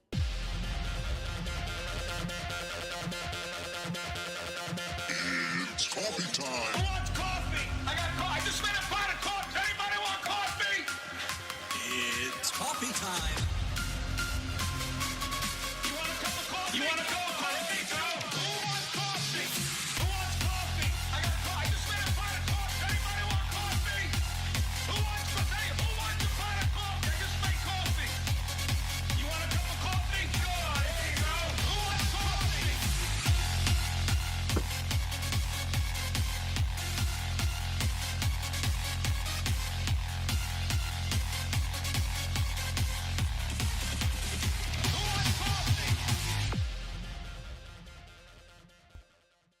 There you go. All right. It is registered. That's so weird that it did that. Sorry about that for the delay on it, but we got it. Thank you so much, Jesse, for buying a shirt. You got a shirt, man.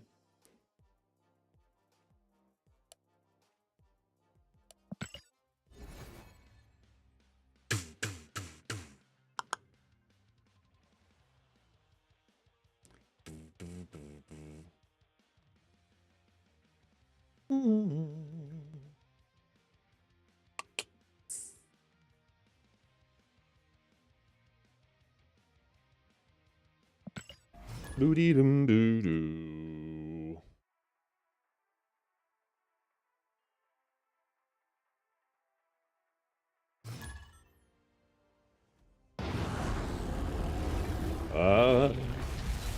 A dream. Oh wait, hold on. Let me see.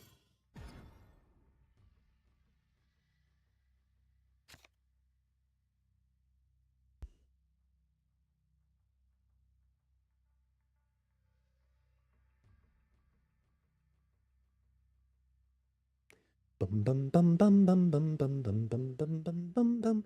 Mr. Sandman, bring me a dream. Make him the cutest that I've ever seen. Sorry.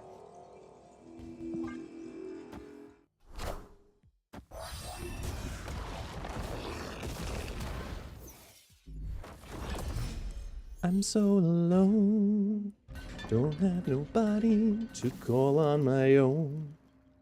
I don't know the song inside and out, but I vaguely know it.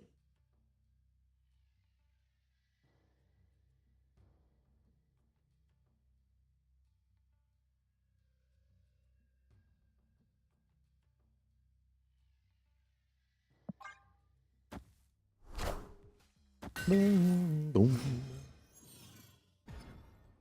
Boom, boom, boom, boom.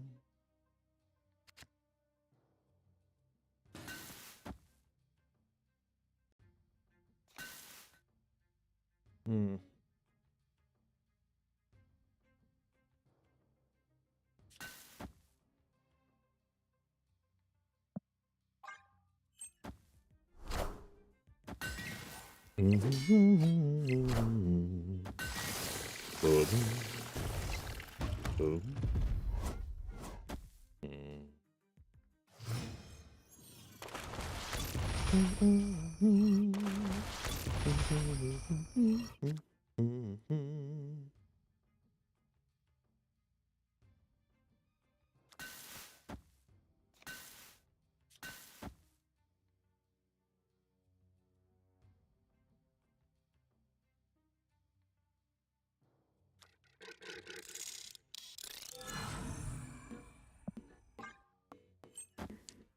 Somebody a dream.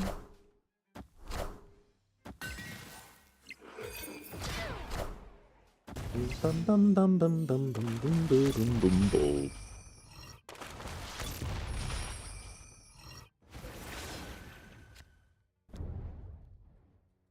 Damn, I was hoping you'd one more card.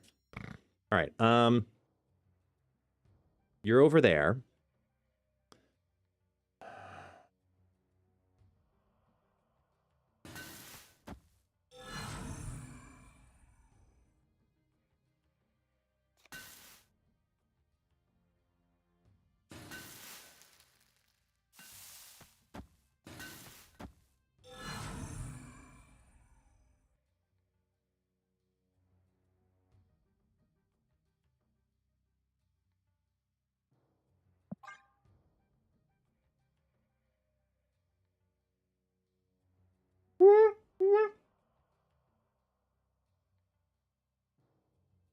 Two. Four.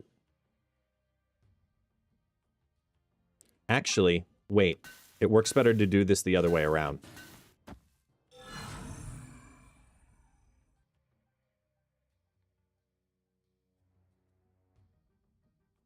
Yeah, this makes more sense.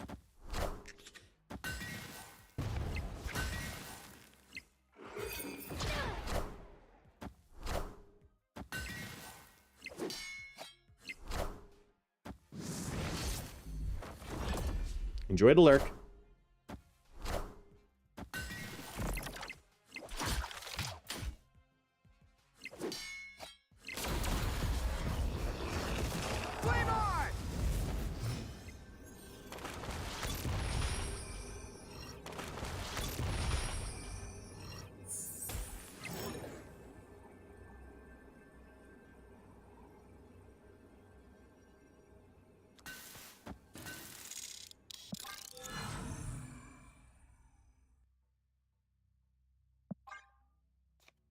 This isn't one, is it? Okay, good.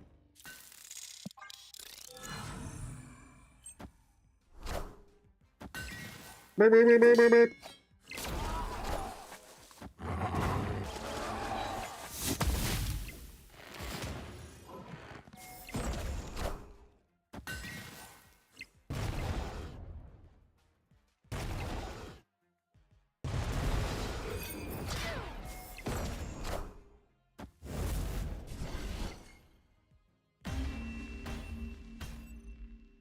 Victory.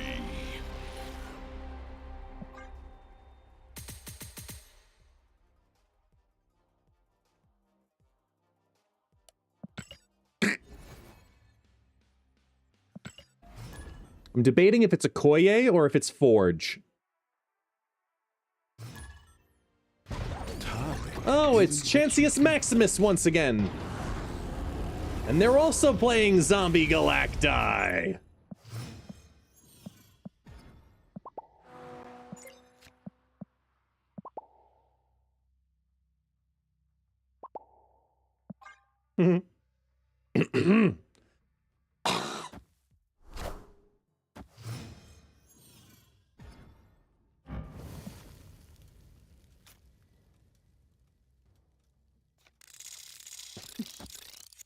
Doing it. Snap. And we destroy their Galacta. They have 26 cards in their fucking deck! Strong Guy, bye. Airsham, bye. Winds of a Tomb, bye. I think they need a couple more. Yeah. Yeah, I'm on that boat too. I'm feeling it. We need this to be odd numbers. So we do there. And then Galacta here, and then, yeah. Oh, nothing says fuck you like Wiccan on 3. Opponent snapped.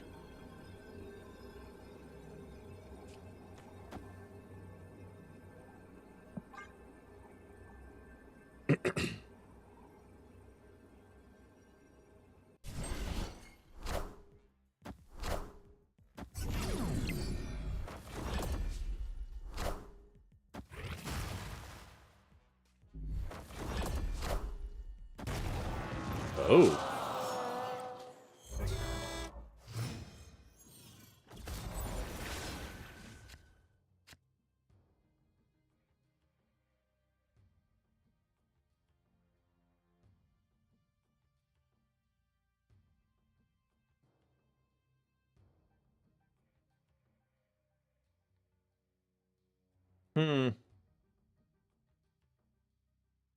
I mean, we kind of really have no choice but to just say, like, YOLO.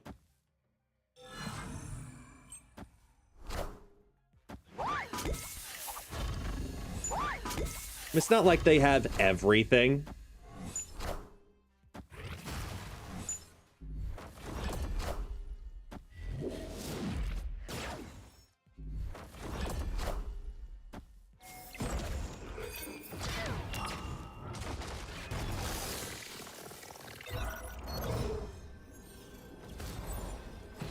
Well, this was fun.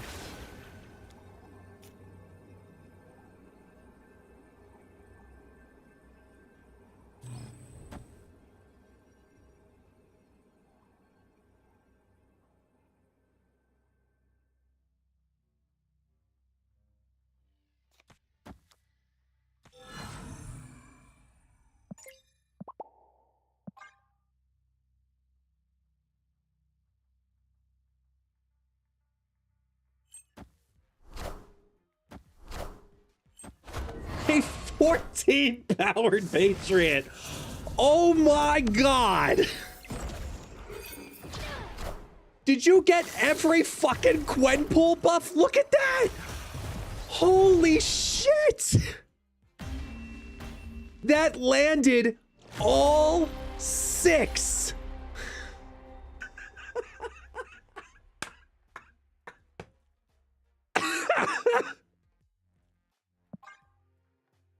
Oh, that's so funny. Oh, man. Oh, that's so funny. All right, let's go. Oh, man.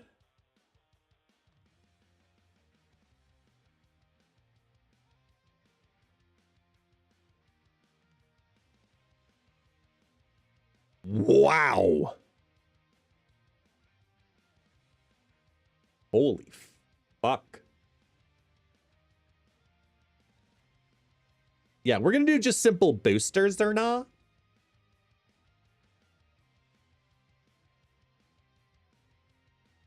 We're gonna do boosters or not. Here's the Leo bundle.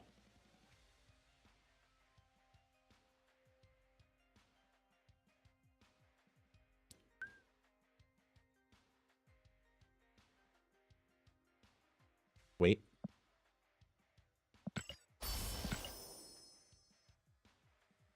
Like.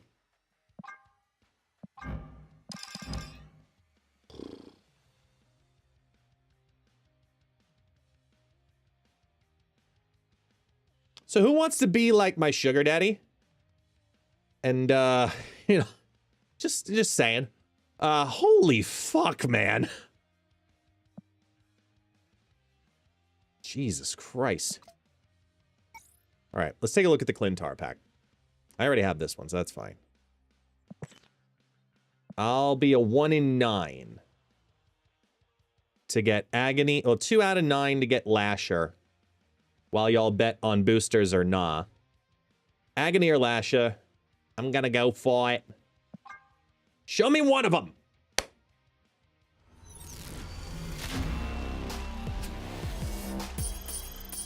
Thank you. Thank you! Woohoo! Taxi! We did it! Hooray! Woohoo! We did it, taxi! Woohoo! Hey, taxi. Woohoo!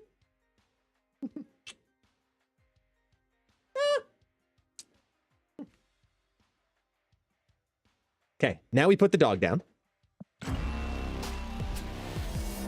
I'm sorry. How did I just get 2 of them?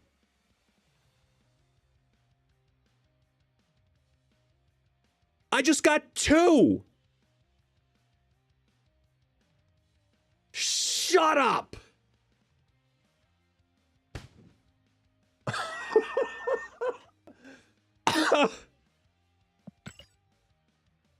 Wow.